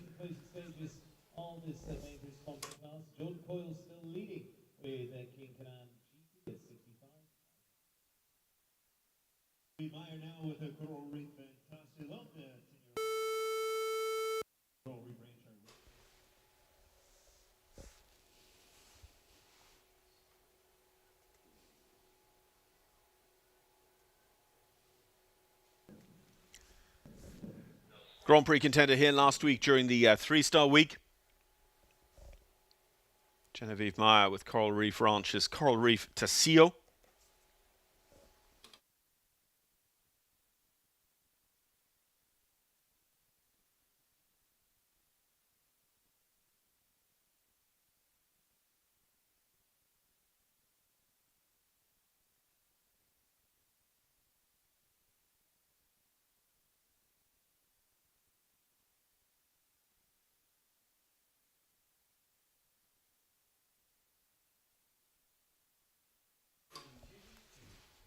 First time in a while, but far from the first time the front rail has gone off that oxer at number 5. Genevieve Meyer, the latest to pay the price here, unfortunately. And the best a 4-faulter can hope for in our competition at the moment is 9th. Remember, those top 10 results are so critical. They are the only ones with the chance of qualifying out of this class. Qualification does not move down out of the top 10, so if anyone who had their ticket punched yesterday in the Adequan WEF Challenge sits inside that top 10, like Shane Sweetnam, like Ashley Bond, then the qualification spots, in fact, revert back to the WEF. And then we will take a 31st and a 32nd qualifier from that class. Genevieve Meyer, Coral Reef Tassio. 8 for jumping, 2 for time. 72 seconds our time allowed here in the Bainbridge Company's meter 50 today. Going into our final 3, and it's Brazil next, and Gabriel de Manos Machado now, and to the right from Kirsten Cobb, and the Penguins Equestrian. This the going by Santo Boy is Legoland.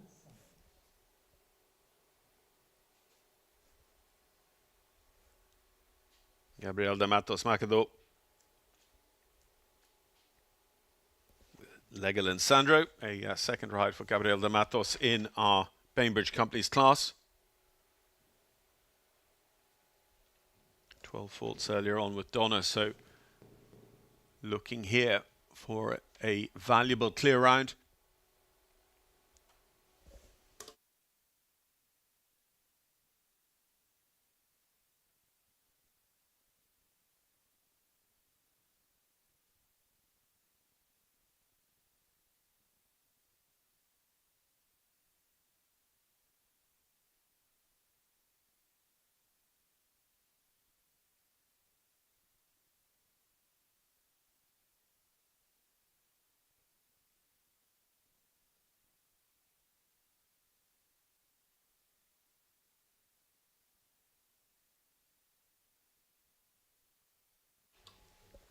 So Gabriel de Matos over the NetJets. Oh, just swinging out a little bit, just wants to increase the distance and the preparation time up to the plank.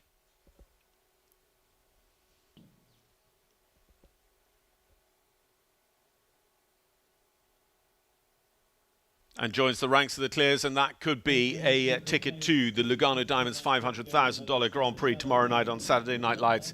Gabriel de Matos goes into 5th place, and in fact we understand just one more rider to start. So our clears now, mathematically, they all know that they are going to finish top 10. Bertram Allen, with his clear +3 for time, knows that he's going to finish top 10.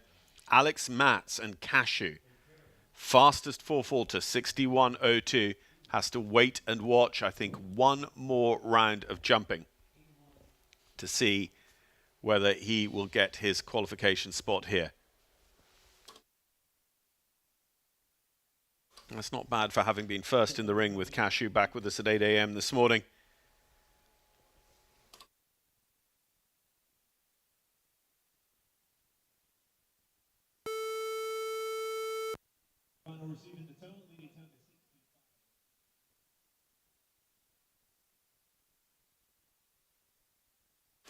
Nicolette Hurt is going to be our next and last to go with Chatwood Farms LLC's Con Bleu.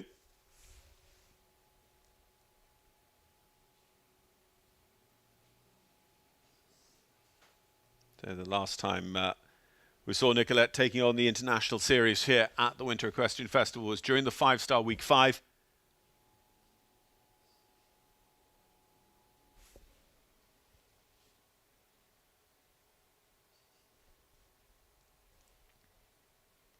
Again, not racing the first couple. Would love to end up on the 0 score. If it is clear for Nicolette, it will mean that we've had 10 riders execute a clear round over the course. Bertram Allen with time penalties, everyone else inside the time. And then at this pace, though, as soon as or were Nicolette to have a rail, Alex Matz would finish top 10 here and pick up Lugano Diamonds $500,000 5-star Grand Prix qualification.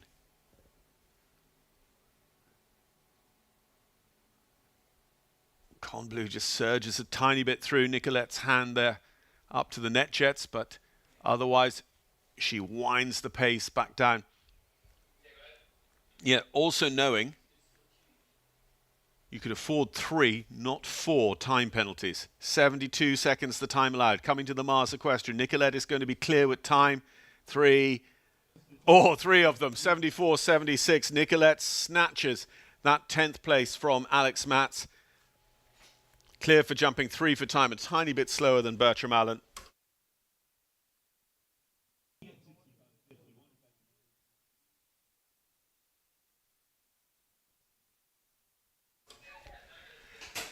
So, a really, really interesting class. It just goes to show why, not only as a rider, but as a designer, Anthony D'Ambrosio is a Hall of Famer, because you were talking constantly today. Our focus is on those top 10 athletes, and 10 riders and 10 only executed clear rounds. 2 of them with time penalties. They're the ones now in the mix for qualification. As we know, out of that group, Shane Sweetnam and Ashley Bond picked up qualification yesterday. There might be others inside that top 10. And that means that qualification in this class does not pass down. If you're inside the top 10, you are eligible to qualify. If you are already qualified, though, that potential place goes back to the next best unqualified athlete in yesterday's Adequan WEF Challenge. It does work out, and actually it's a very good qualification system, because what it means is that the priority is always to athletes who did well in the slightly more difficult class, the meter 55 jump off format Adequan WEF Challenge Cup. Victory though for Ireland.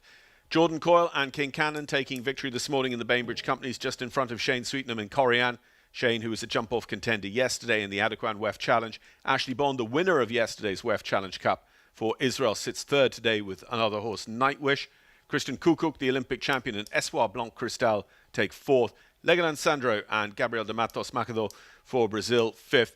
James Blond, Captain Brian Canan for the USA, 6th. Mark Blumen, Kenya RM for Colombia, 7th. Los Angeles de la Sens and Adrian Sternlich for the USA, 8th.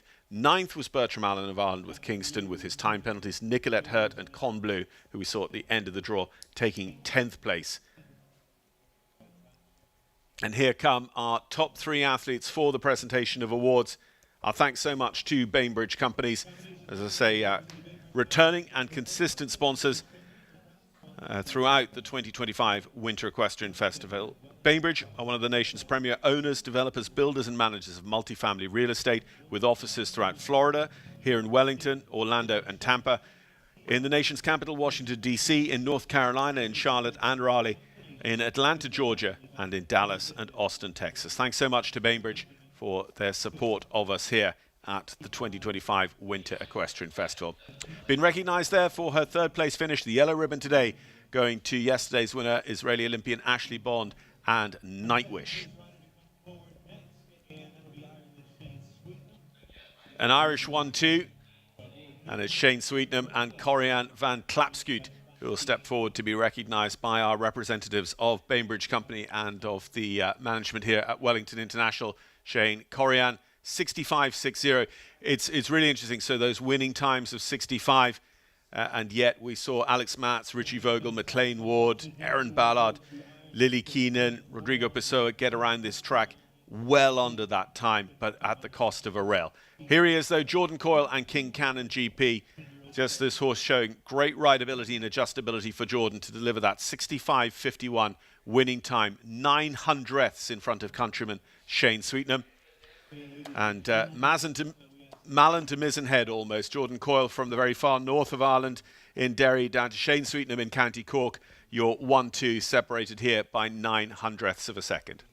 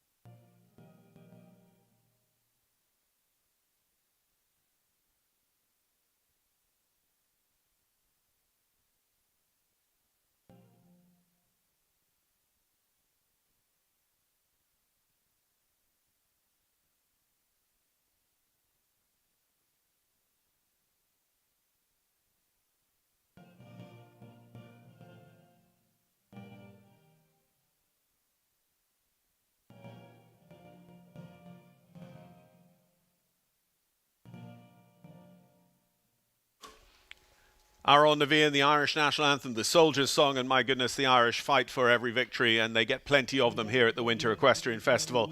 And they'll be hoping for another one when it comes to something that's very important and key to Irish hearts, team jumping next week in the Nations Cup as well. But victory here in the 5-star for Jordan Coyle and King Cannon GP for Ireland. Our thanks to Bainbridge Companies, and we look forward to our forthcoming class. We'll be able to follow the action here in the International today with our next competition, part of the Buckeye Nutrition 2-star tour. And then, of course, tomorrow we have a full day in the International Arena before we take our reset and then bring you Saturday Night Lights, the $500,000 5-star Lugano Diamonds 5-star Grand Prix here from Wellington International. We'll hope you'll come join us then. But from us here on a Friday morning in Wellington, a 5-star class is done and dusted. Thanks for joining us.